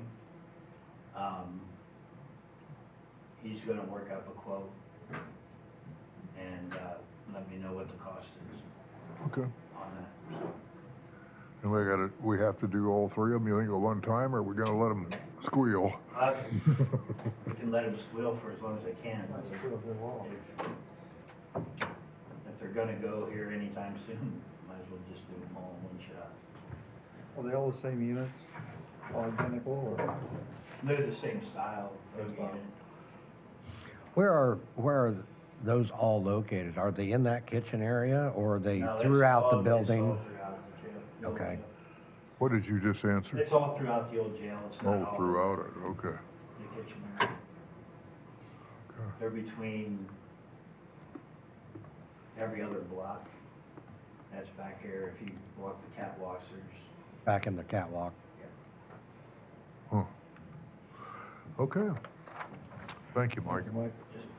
Thank you, sir. And I think we have, Sheriff, is there something you're wanting to talk to us about? I was just here to see when we were gonna do that meeting. Okay. Well, What's your count out there? 53. 53.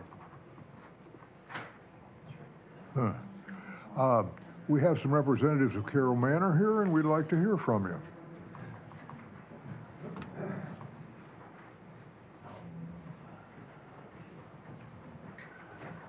Good morning. Morning, how are you folks today? Pretty good.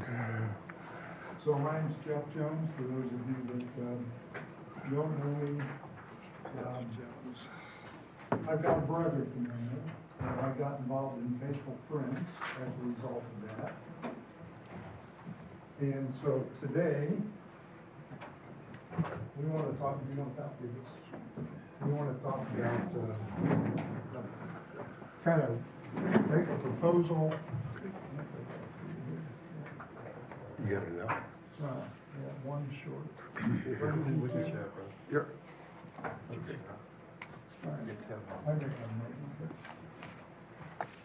But we want to, let's just go over the agenda and then we'll come here. I want to start just giving you a real brief overview of Faithful Friends and what we've been up to. This is, we're starting our 4th year, okay? And then I've got a 1-page Carroll Manor financial history. I'm a retired engineer. I'm a nerd. You can't put it on a spreadsheet. You can't understand it. So I've got 1 page, and I'm just going to show it to you because it kind of explains why we would be making the proposal around May 29th Okay. instead of earlier or later. And then we'll get right to the proposal. It involves forming a public-private partnership with the nonprofit Faithful Friends to operate the manor. Now, proposal's a pretty strong word. This is more of food for thought at this point. We're not asking you to vote on anything. This is kind of like, the cake's not even half baked. This is like a potential recipe. Want to hear what you think? Really want your inputs. It'll take a lot of work to make this happen. One early inputs to know if it's worth developing further. That's really why I'm here, okay? And then we'll get into more details about what that could look like. So go to the first page, the Faithful Friends financials. Formed in 2023, to date, we've raised about $118,000. And we applied that to a lot of projects. I think you've all approved nearly all of these projects.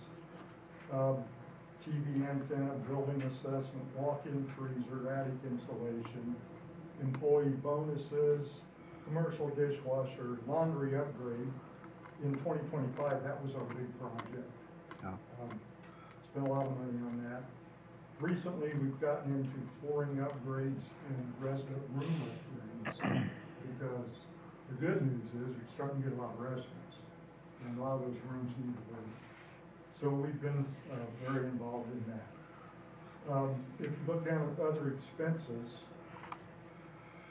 in our bylaws, it says we're supposed to focus on things above and beyond the normal operating budget, right? We're kind of getting into operating budget stuff in the area of food. And mainly it's out of necessity. When the manor's about ready to run out of food, we can buy a lot faster than going through the processes. And I don't want to get into criticizing anybody, but we're helping in the area of food.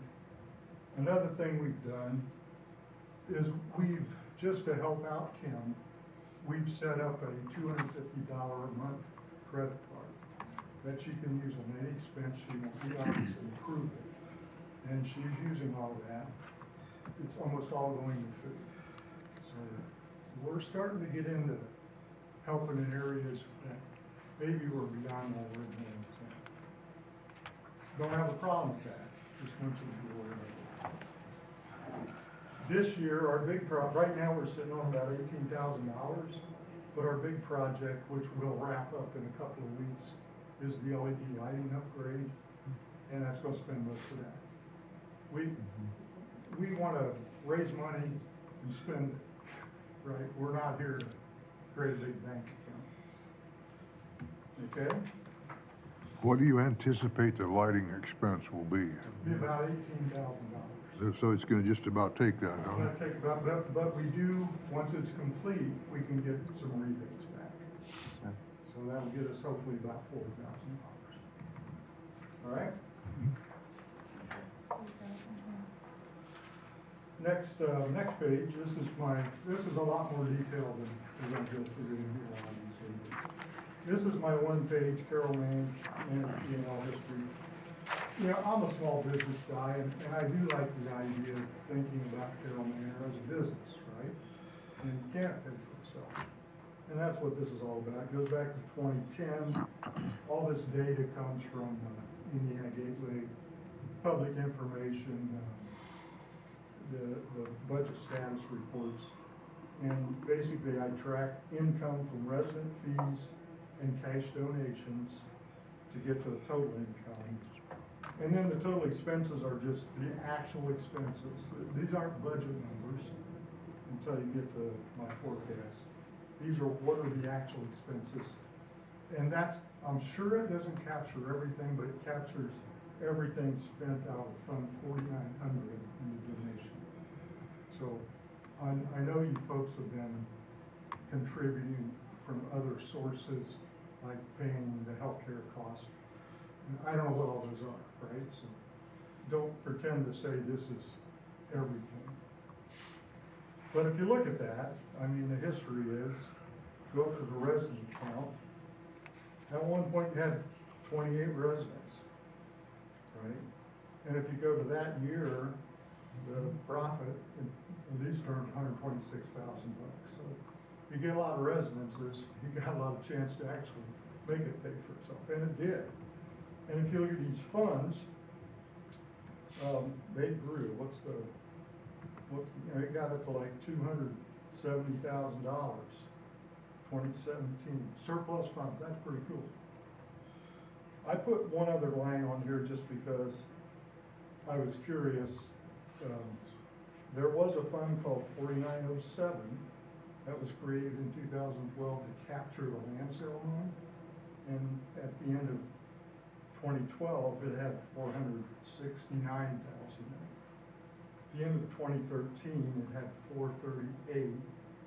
And then it was just decided that it wasn't really necessary to treat that as a separate fund. Not here to criticize, it's just interesting to me that happened. Okay, where is that?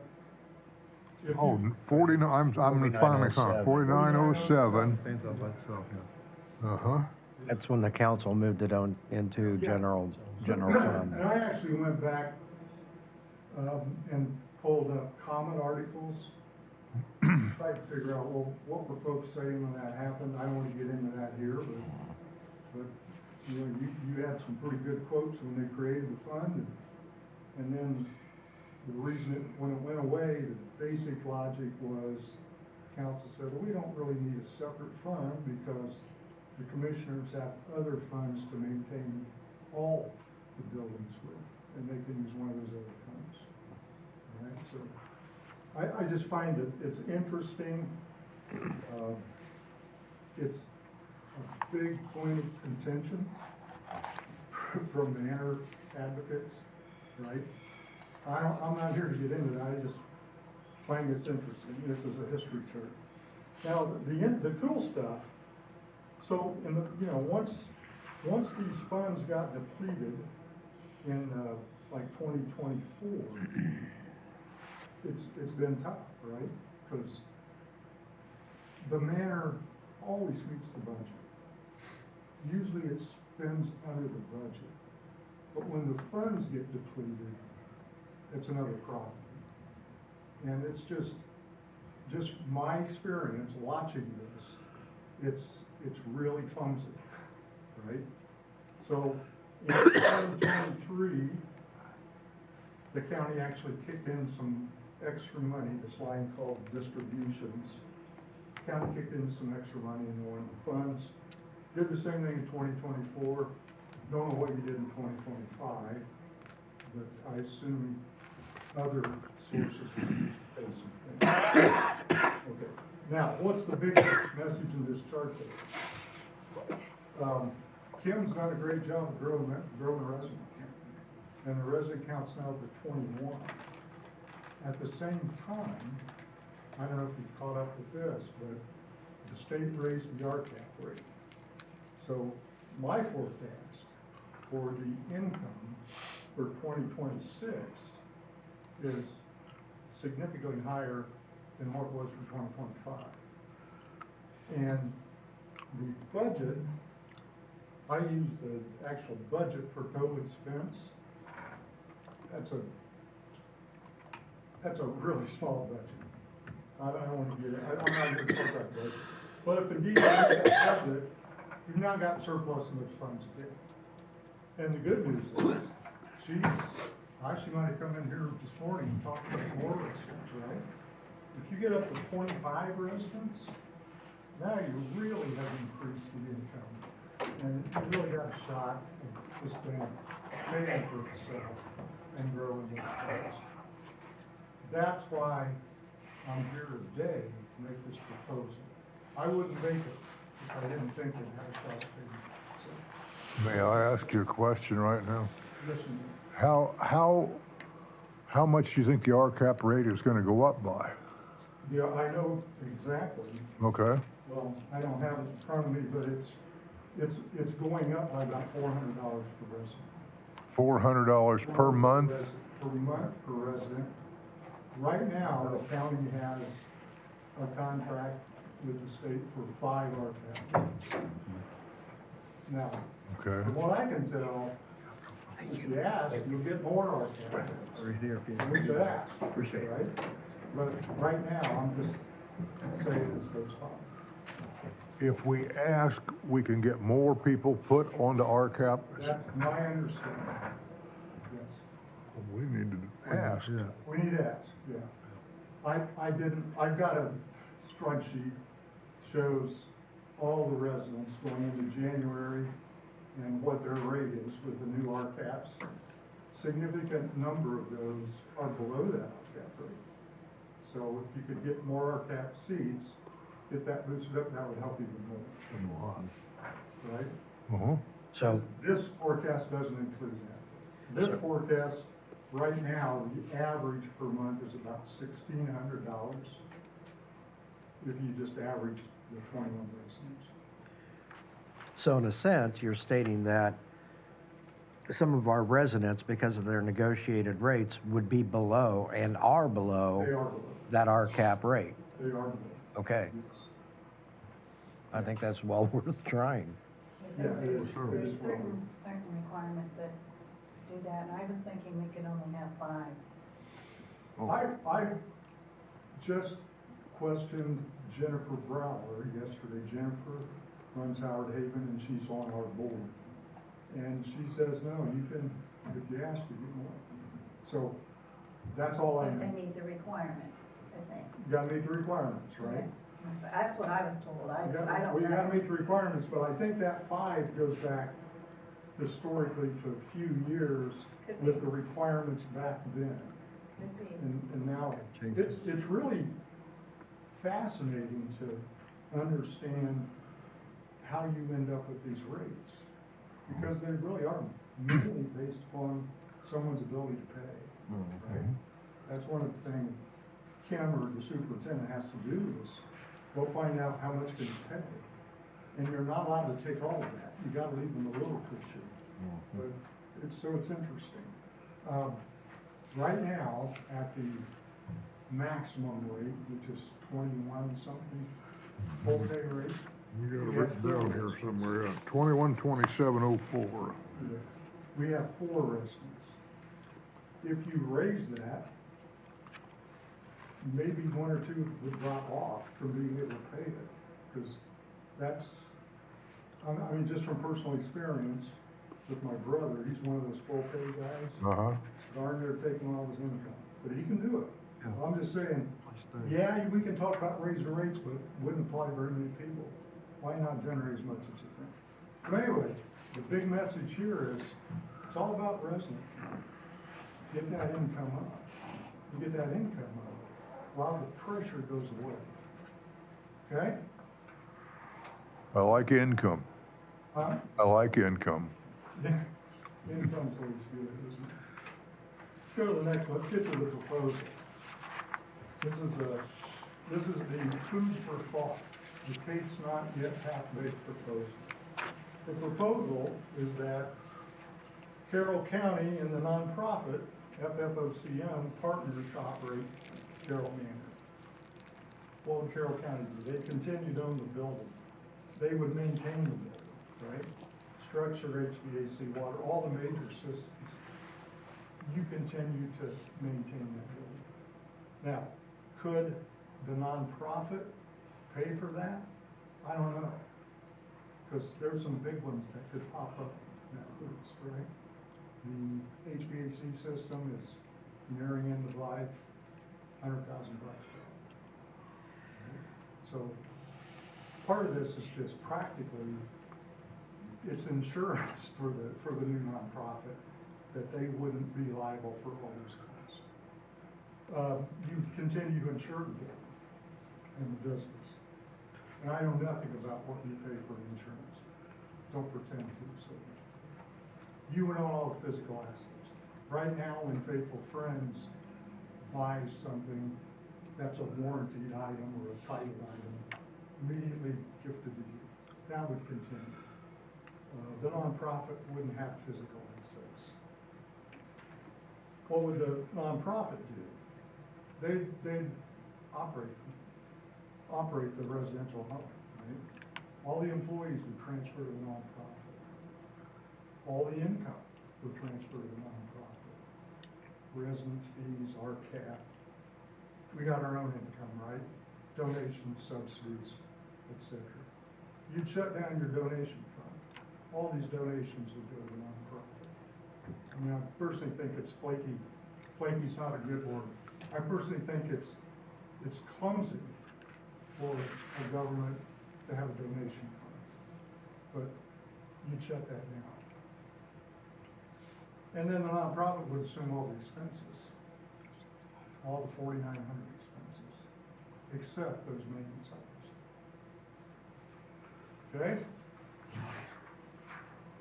Go to the next page. This gets into the details of what that nonprofit could look like. Right now, Faithful Friends exists. It's a 501c3 corporation. It'd be great if we did this, if it could do business as Carroll Manor. Because everybody knows what Carroll Manor is. Right now, it's a little clumsy for us to explain to potential donors, well, here's what the state, or here's what the county's responsible for, and here's what we're responsible for. We'll get rid of all that ambiguity, right? We're a single-purpose nonprofit. All we do is Carroll Manor. It's governed, we're governed by a 7-member board of trustees. It's all volunteer. A lot of expertise on that board, including Jennifer Brower, who's run Howard Hayden for 20 years. A number of us have been asked, would we participate in some kind of oversight board for Carroll Manor? And my answer is, I'm not going to do it if I don't have budget responsibility. I'm not going to be an oversight board that has to go to another oversight board for approval. That doesn't make sense. So you'd have to turn over oversight to this board. Okay? Income, I've talked about, all the income, all the expense. Employees would all, be paid by the nonprofit. This gets a little sticky when it comes to benefits, just because it's hard for a small business to buy healthcare versus, the state's got a pretty nice healthcare system. So maybe there's a scenario where 1 or 2 people are still employees of the county and the nonprofit reimburses the county just to get access to that benefit. Maybe, don't know yet. Business system. This is not a complicated business. It's not that many customers, the residents, not that many suppliers, not that many employees. From a business perspective, with modern business systems, pretty easy to run, pretty easy to pay the bills, quickly pay the bills. We go for some accounting online system like QuickBooks, and a payroll system, right? And there are systems online that are reasonably, not expensive. You can get online access, so remotely, someone could be looking at the books of this nonprofit and help them out remotely. And then, like I say, assets, the only real assets, bank account, maybe operating supplies, maybe there's logic in the consumables and tracking them, just so you can control the inventory. But everything else, donated back to the county. All right, last page. I think this first one, the first advantage, it could be a really big one.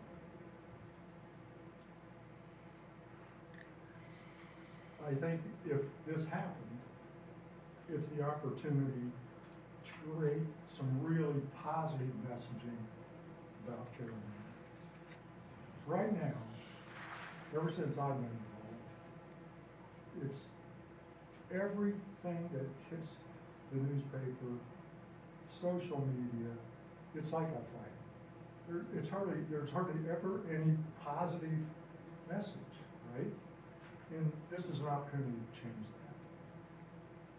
that. And I'd be glad to write the newspaper announcements, because there's a lot of potential to change the perception of Carroll Manor in the community.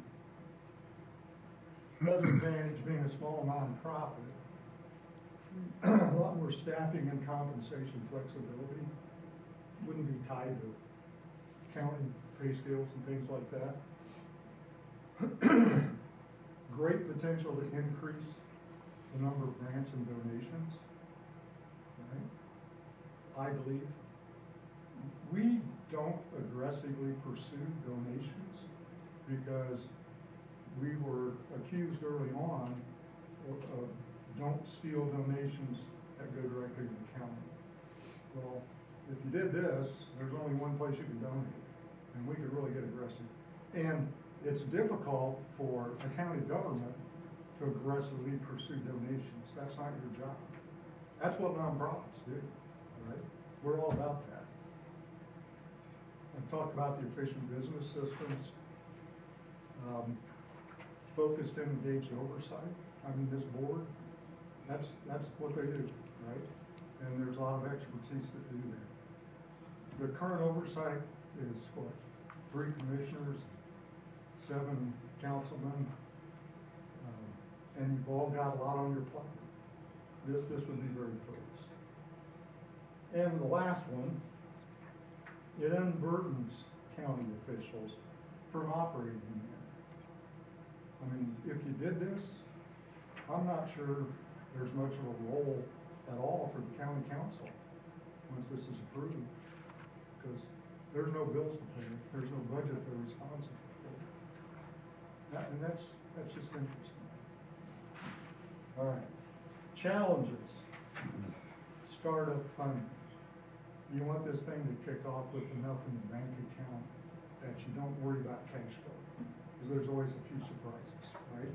So you need a little bit just to start it in. And that's not what we do currently. We don't grow our bank account. We spend it about as fast as we can spend it. So we'd have to get our arms around that. We probably need a little help from the county, right? The employee benefits I talked about, maybe access to benefits is a reason to think about having a couple of key employees still be permanent employees. Challenges, executing a partnership agreement. That's a big deal. I mean, anytime you get a lawyer involved, from my perspective, it's like, who knows what's going to happen? I don't even know if he's listening. Yeah, I'm listening. I hear it. So it's really important early on to understand, yeah, we think we can do this kind of agreement, right? That's important. There are law firms that specialize in this stuff, and these kinds of public-private partnerships are all over the place, but everyone's unique, and it's important to understand that. And then obviously you want to maintain long-term profitability. You want to make sure this thing can sustain itself. And that's a challenge, right? So, that's where we are. So this next steps, what I'm looking for just from you folks is, you know, we could bake a beautiful cake, but you're the customer of the cake. And it's going to take a lot of work to bake that cake, and I don't want to do it if there's no chance you're going to eat the cake, right? You know what I mean? It's like, is this worth pursuing and putting more effort in? That's what I'm going to do today. And if it is, we can go on to a lot of other steps. But if it's not, yeah, this is going to take a lot of time. I am a retired guy for a lot of time, but that's why I'm here. So what do you think? What do we think? Well, number one, I would say is, you've spent a lot of time on this document. We've now spent 15 minutes, so we can't possibly be to your level of thinking on this yet. We've got to look this thing through. That's fully expected. Yeah. I think there's some real advantages to it.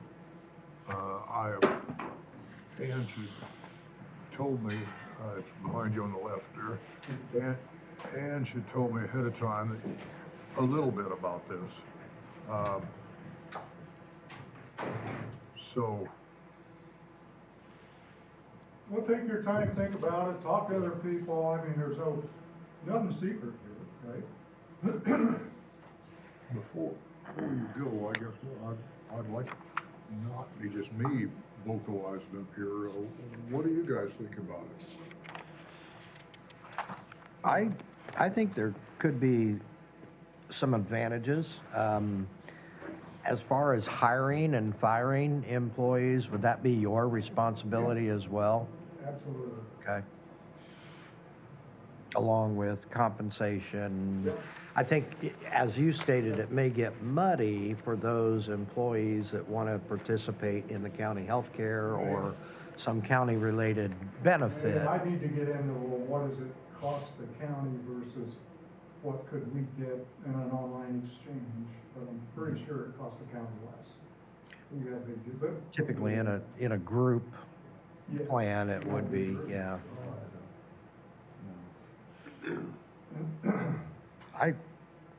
I think it's probably worth consideration anyway, and discussion.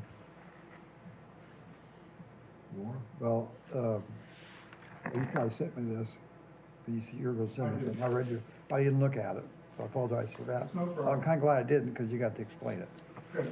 Yeah, it's not self-evident. No, it's not, and then, you know, I study still quite a bit yet to get grasp the whole situation, and see where the strong points are, and Well, that's part of the Which ones are- strategy, is just overwhelm you with stuff. it's working. But it's something that we need to look into. I knew we got issues there. I mean, it was presented to us this morning with the revenue side of it. We got issues. Carroll Manor, I'm the son of a mechanic. Yes. Carroll Manor is not operating as a well-oiled machine. Yeah. Let's just put it that. It breaks my heart, but there's tons of improvement in the whole operation that can be had. But the way I see it too, that we maintain the building and the equipment. And that's on the county. Of course, if we're gonna own the building, we gotta maintain it anyway. Exactly. That's exactly right. Right. That's still gonna. Long term, it's like maintain it or tear it down, no matter what's in the Or building. sell it, yeah, one of the three. Yeah. But yeah, there's a lot of information, and I know you've proposed stuff before that was, get you thinking.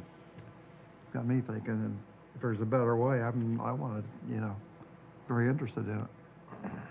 Mr. Chairman, I'm familiar with privatization of county hospitals, because I was the attorney in Clinton County for 33 years, and we took our county hospital and we marketed it to healthcare systems. Mm-hmm. They wound up with a lease. We leased the building. The tenant, the healthcare system that initially operated it, maintained it, Yeah, and basically ran it, and paid the county rent. yeah. They paid $1.5 million a year for the first 10 years, I think it was. I can tell you that happens. Yeah. But I understand. Well, you're jumping ahead. Can you tell me of one county home that has been privatized? I cannot, Hendricks County just did something, Hendricks? I think Hendricks just did something in a partnership with a hospital maybe. But beyond that, that's a great question. And this is not privatizing. When this is done, this is still Carroll Manor, owned by Carroll County. And all you're doing is contracting out the operation. You're not Right. selling. Well, the hospital, leasing and all that. the hospital is still owned by Clinton County. They leased it to quorum, then it was, you know, it was then the sisters, then it was, IU Health, you know. So it went through several phases, and it improved the level of service, there's no question about it. I'm a big fan of those kind of privatizations. But the county was never had no responsibility to maintain it. In fact, all the maintenance responsibility was to the lessee, was responsibility for maintaining it.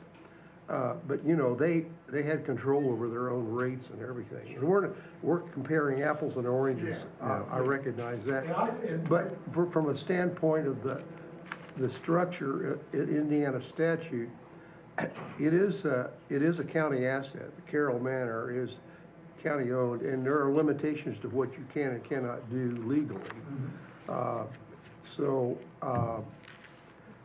I need a copy of whatever you gave the board, and to study that and to look, because I don't think the county home statute has anything like the county health law does on what you do, how you can dispose of a county-owned, you know, health hospital and so forth. So, Well, this is, even though it's a different organization, it's rather similar to what was brought up from a council member about putting together an advisory committee, you know, that we spoke about, that we've not done anything with, but I mean, it's somewhat similar to that advisory committee that, you know, was going to be kind of overlooking the manor. It is, yeah, absolutely. the other, You guys asked them to change it to a board of directors Yeah. after you talked to Greg. Right. the other thing about Clinton County, and I know the same thing happened in Lawrence County where I live, there's a foundation that is of local people that support the hospital by doing fundraising. It's a 501c3, and that's kind of where I see faithful friends, you know. I don't see any way that it can be done as a DBA. You know, it could be done in a name that's similar to it or include something about Carroll County in it, but I don't think you can do I think that would be confusing and perhaps not be permitted by the county home statute as far as making a doing business as Carroll Manor.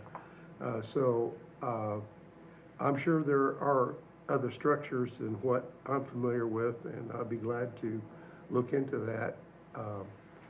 But definitely, I mean, I think it is a form of privatization.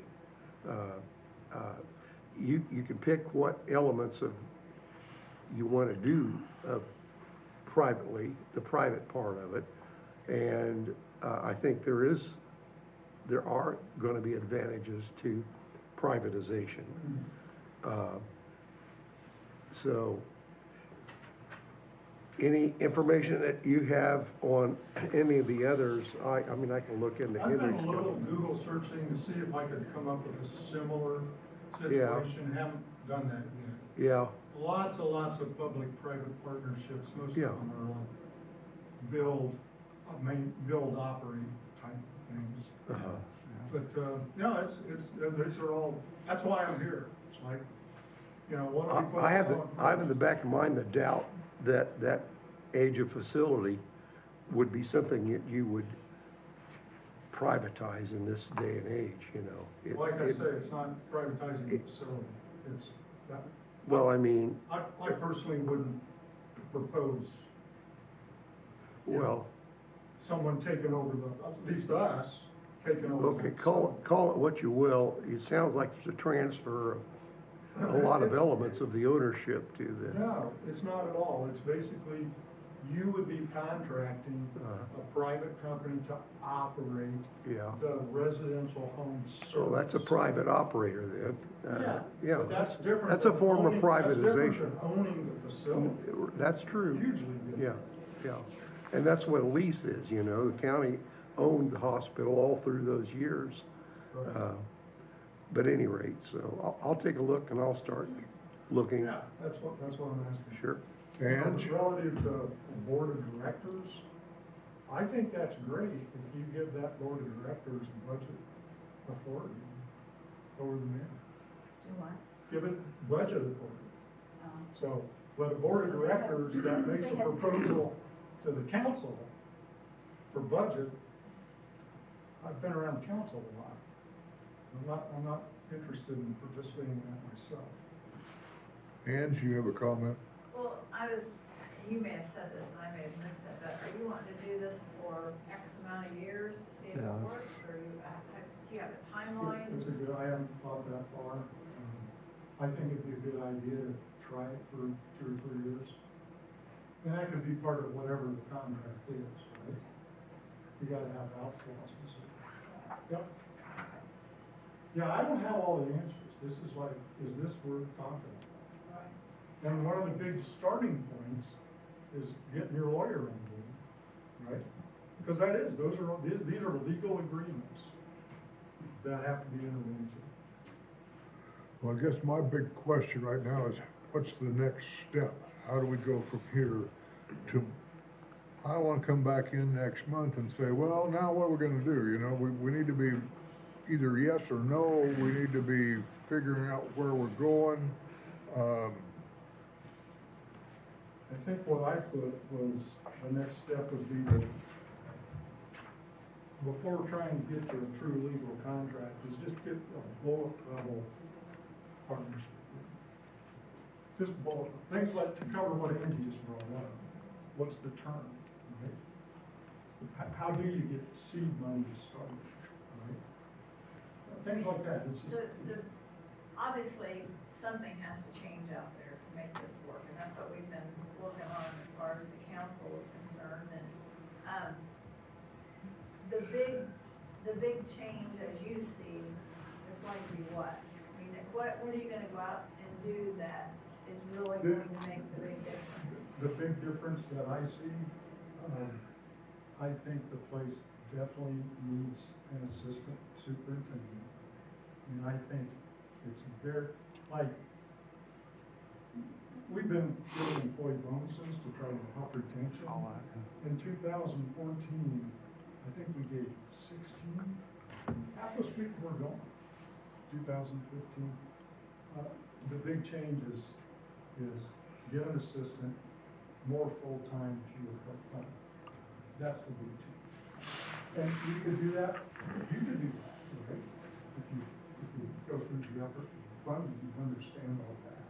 That's the big change. I suggest the Google search privatization of county homes, and it opens up a whole bunch of stuff.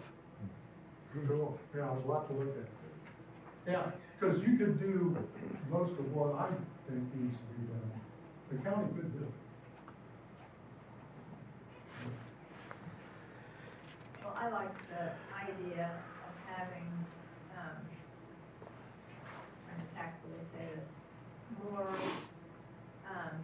more questions answered. I mean, I would like to know what an average monthly expense is out there for, you know, I mean, I can't get that from anybody. I can put that I in. can't, and, you know, I mean, she gave us a $26,000 ballpark figure for income, but you can say what your income is, but unless you have some idea of your expenses going out, you've gotta. I can put that. Yeah, I'd be glad. I should. Because those are Yeah, I'll show exactly. you some. What's How accurate it is, I don't know. So run the schools, right? How accurate I it just is, think like she said, she's This 2 is months a back very on the harsh term, but I social have to- security thing. Budget is a starting Oh, your budget is, yeah. Not because of the numbers of people, it's like 50%. The budget on salary salaries out there or the budget on just everything in Mainly, whole? no, mainly it's pay and food. I mean, if you do the numbers, right now it's $15,000. Think of it, you've got 21 residents, let's say we're 20 residents, that's $750 a resident for 1,000 meals per resident. We're ready to go ahead here. Okay. I do have, That's easy to fix. And nonprofits can buy food cheaper than I do have one question. In 24 and 25, there were employee bonuses. That's kind of a gray area, is it not? Yeah, but they were gifts to the employees. They were what? Gifts, it's not, it didn't come through the county, this just Right. came as gifts. Yeah, one family said, we need to do something about helping the employees, and that family stepped up and made a targeted donation to Faithful Friends, who gave them $400 each. Okay. And like I said, that, in my opinion, that's still a gray area. State Board Council, look kindly on that one. Sign a check. Pardon? We didn't sign a check. You didn't sign any check. Oh, I know. I can give anybody I want That's not- $15,000. Lodge report's under $600. Point that they're trying to make, I think. Well, let us have time to mull this over. I don't want to have a lot of time. I mean, I don't want to be at the same spot come April. I want to have moved ahead. Yay, Yeah, nay, think it over, you know, who could I talk to? I mean, I'd love to work with you, Angie, and I'd love to take a crack at how do we fix what we think is broken. We're looking. That'd be a win-win for everybody. The council did I just- something with the superintendent's pay to pay it out a rainy day to kind of Mm-hmm. relieve some of the money. That was 30,000, wasn't it? No. her- Oh, no, that was edit. That was edit money. That was to take edit. her out of Yeah, debt. right. And the line items, but for 26 and 27, didn't they say they were gonna continue doing that plus benefits? Mhm. To see if she could make that? I mean, we've already got that in mind, I don't think that you knew that. Well, it's just not reflected in the budget, the 2026 budget. Yes, it is. Well, it should be. Yeah, it's reflected in her. Not in the Carroll Manor budget, but in other budgets where The they're Carroll gonna get. Manor budget still shows her salary under a 49 expense. At least the last one I got. Okay, it probably does, I have to take that out, but it is just the first of And the that's year. wonderful. Well, that's absolutely But it's wonderful. coming out of rainy day, plus her benefits, so, that plus the, advisory committee, I mean, they are, I don't want you to say that they're not doing anything, because they have, both sides have done something, That's trying to help. Right. And I don't have, exposure to that, but I think that's great. That the commissioners did give them $30,000 to get her salary in line, not in line, but paid, put her in the black instead of the red at the end of the year. That's not her salary, that's the spending, right? That's to It's keep the 4,900. salaries from there. 4,900 was the only thing that came out of there in 2025 was salaries. Mhm. And it was in the whole. I just don't have exposure to that, so, like I say, I'm not here to criticize anybody. It's not operating as a well-oiled machine, I wanna help fix it. No, I understand. It's a wonderful but facility. You're not listening to what I say. That's only salaries, 4,900 is only salaries right now. So you do have access to Hey, it. send me the latest budget that reflects it, I'd love to see it, because that's not going on. You got stuff off the gateway, right? Right now, I used to make requests to your office and they'd send me stuff, Right. they stopped. So all I get is what I can get from you. I got a lot of stuff from Gateway this You morning. never talked to me about getting anything from them, so, I mean, I'm sorry, but I'll call you up next and time make you need to call me. Yeah, we worked one thing out right there. Thank you. Hey, thank you guys for Yep, listening. thank you. I think that we're at their end. Anything else come before the board? I'd like to mention something, Sure. because I think it's happened in several counties, is these data centers. I knew up in Fulton County, there was rumors one was gonna go out by Akron. I think they got it stopped. But these things, we don't want those things in our county. I don't know if we can take an action or do you wait till the, No, I think we start right now. oh, we did the windmills and Yeah. the solars. So, Maybe if you want to get the ball rolling, a motion to refer it to their plan. the I Plan Commission, Commission. Plan Commission to, I don't know what all it entails, but it seemed like it's, I don't know if it's a subject that has come up. I don't see a Plan Commission member here. he must have left, he was out here earlier. Yeah. If you want to see them start on Yeah, if we something, get time, I will, but. they seem to do a pretty good job. Are you aware of this? Not to the point you are at all. I just have some personal We're opinion getting about it. close, and I heard rumor they want to have one in each county. And they take water and they take power. And I just thinking about that high power line, because where my wife grew up, that's close to that high power line, just like we have going across our county. So I think, well, they looked at that area, they're gonna look in the area close to that high power. I put them in the same category as wind and solar. Oh, you too? I just do. Okay, what is the purpose of these data centers? Well, it's to collect They- information, I believe. Yeah, they collect Yeah, information. so they're gonna know everything you're doing. And I don't want them to know everything. No, you don't. That's the good news. It all goes back to the Patriot Act. It was done a few years ago, after 9/11. Which scared me at the time. Yes, it should have. But people didn't realize, I mean, I told Yes, sir. Yes, good morning, board, James Wells, Economic Development Corporation. So I'll just add a little bit more context about the data centers. Sure. How they're used. So how everyone is using AI, artificial intelligence, more and more now.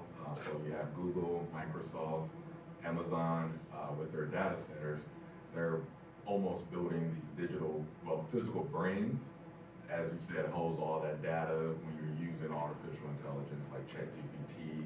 Google has its own AI, and what AI needs is all of this physical space to power itself. And so, as some of the challenges you mentioned too that are going to be important to consider is, even if we can do all that we can here in Carroll County to keep data centers out, we need to think about the water and energy usage, and the impacts around us as well if other counties end up having data centers. And, you know, we got the Wabash River that comes through, parts of Tippecanoe River, and just thinking about our economy is mostly rural, agricultural, farmland that, you know, I would assume the folks who live here wants to protect all that farmland too. So outside of that, just some things to also think about. Have you had any contacts with that through the EDC? Any, know any information or? Nothing here in Carroll County. I was under the assumption that it was taken care of, and Carroll County did not want to do any data centers. Oh, we gotta have something back it up. So, okay. But no, nothing that I've seen or recognized as far as looking into Carroll County. Thank you. Thank you. How much land are we talking about them taking Oh, I out? have no idea. I don't know. I don't know. If we're gonna build an excuse me. I would say hundreds of acres per, So, hundreds of I acres never per, did hear the room I would about. think. Hundreds of acres for a brain. Well, Yeah. The thing I've heard is that with technology today, as soon as you build these things, they'll be out of date. Because they're making things, you know, smaller and can do more, you know. I mean, look what they did with these things, you know. Well, it's kind of like, as I stated, I put this in the same category as wind and solar. You know, wind and solar, we've seen for the past 20 years, probably, And, you know, now we're beginning to see small, almost personal nuclear facilities that, you know, you can almost run a house off of a small nuclear plant. And, you know, fission and fusion technology that should be here relatively shortly. You know, they're gonna be dinosaurs, I think, out in a field somewhere, once we obtain that style of energy generation, I feel. Over the solar. Yeah, absolutely. Yep. And I just saw something on the internet last night about now's your time to get on board. We need to have more wind and solar. And I'm thinking, no, we don't. You know, it's already old technology that is not needed. And I'm not saying we don't need more generation, but we don't need this crap. Well, it's short term. It's Yeah, inefficient, and short yeah, term. most of it, of the items in it are made in China. Oh, yeah. Does China have windmills? Yeah, and as Mr. Wells, Yeah. stated, talking about surrounding counties, you know, our electricity is not generated from Oakdale nor Norway Dam. No, it goes out. It goes into a grid, and everybody pulls from that grid, no matter where they're from. And so surrounding counties, or 2 or 3 counties away, if they're pulling so much more power from that grid, that reduces the amount of grid volume, if you will, for lack of, you know, a layman's term. It reduces that grid volume, which only is going to drive the prices up for everybody else. Payday for all this stuff. So what action you want us to take, Laura? Well, I don't know. I mean, we need to, mention it to Mike and see what information he has or what his thoughts are on it. Okay. Just want to know what you guys thought about it. Maybe you want to look into it, do some research on those things, but I think it's just like, it's a money grab, just like for one thing, just like the windmills and solar. 'Cause that was a big subsidy program. And the guys who were selling them, they were from out there, they weren't local guys. They're from different states, you know, they were just coming here to make a buck. And, you know, the thing, and I understand AI, and I know that it's here, and it's going to be much, much, much more utilized in the future. But for all intents and purposes, we had Google before we had AI, and it worked. The thing is, the wind farms and solar I farms. sent you an email and They were mislabeled. Yeah. Artificial intelligence, I said, I that think you it's very have much 3 mislabeled. signed copies in Yeah. your book. I said, Artificial. do they want you to just scan and send one of them to the clerk treasurer? I always said before we worry about artificial intelligence, we ought to worry about natural stupidity. Yeah. If you go on, We got an abundance of that. if you go on YouTube now, there's a lot of stuff I think it's written by AI or whatever. Hendricks County's You home. can't trust any You picture. can't trust that's on any there. of it, no, I'm stories. learning about it You right listen now. to one on YouTube about some, it was a murder thing, but it was up in northern Indiana, town by the name, I can't remember the name of it, but we looked up, there's no town in Indiana with that name. This guy's standing Great. I couldn't find it. I Googled that. I mean, is that something that we should do, consider ordinance? Yeah. Oh, yeah. I think so. We'd have to get Right. a written on He's a loose cannon. Potential area plan and. Well, the state is still gonna try to override us. You know Yeah, that. they can. Yeah. I just want to mention, if you're wanting to get something moving, the ABC meeting from last Tuesday is moved to tomorrow night. Tomorrow night. So if you wanted to do something to prod them to start looking into it, you actually, I don't think we're ready yet, are we? No, I talked to Mike. But it's definitely I leave it up to Miriam to Get let you his know. thoughts. Yeah. I did not hit I'm send. probably doing I'm notorious for doing that. Me too, sometimes. Well, it used to be, was it when they did the carbon nails, I'd mentioned that to Ted. Mine's on my They message. did that drilling over there at Anderson, the local miners. Got a big well in there, that's for my, and the miners thing was. So when you scan, does it scan both sides? Now, wait a minute. You No, got a I big have well up to It was a carbon, because the carbon capture I didn't thing, have. Yeah. they were gonna do that. No big Since It came in this morning. it's changed on the, that stuff's changed, I think. Didn't want to kill The environmental stuff, they backed off of that. Okay, well, that's all right. But then they back off on not funding it. Mhm. They were talking about that in White County as well, Yeah. one of those. Well, I think a lot of this stuff is just fraud. It is. It's all, It's about the money. I don't want to beleaguer this because we all need to go, but years ago, Mark Scheer, I don't know if you, how many Yeah, I of know you guys Mark. know him, he was an architect, owned Adams Mill, lived down here. He bought the, old armory in Lafayette. Interesting old building. Anyway, he redid it all into apartments. And they were nice, they were, I mean, they were very livable apartments. But in talking to him about it, I was asking about how he was gonna manage it from now on, you know, to collect all the rents and all that stuff. He said, oh, I'm not. He says, I'm turning it over to some other board. Once it's built out, I'm done. He said, there's absolutely, it's rent controlled, it's what it is, you know, you have to have it for a certain price, for certain income groups. And he says, the way the government has set up there is absolutely no money in owning and going ahead at that time. But he says there's good money in building it. So he says that's what I wanted to do is get in, build it, and get out. And I see that with windmills and all these. There's good money in getting in there and building this damn windmill. Yeah. But I don't want to run this thing. I don't want anything to do with it. That's right. So what are we gonna be left with? A bunch of dinosaurs around here everywhere. And the same thing's gonna be with that. You got pink ones and green ones and blue ones. Paint 'em.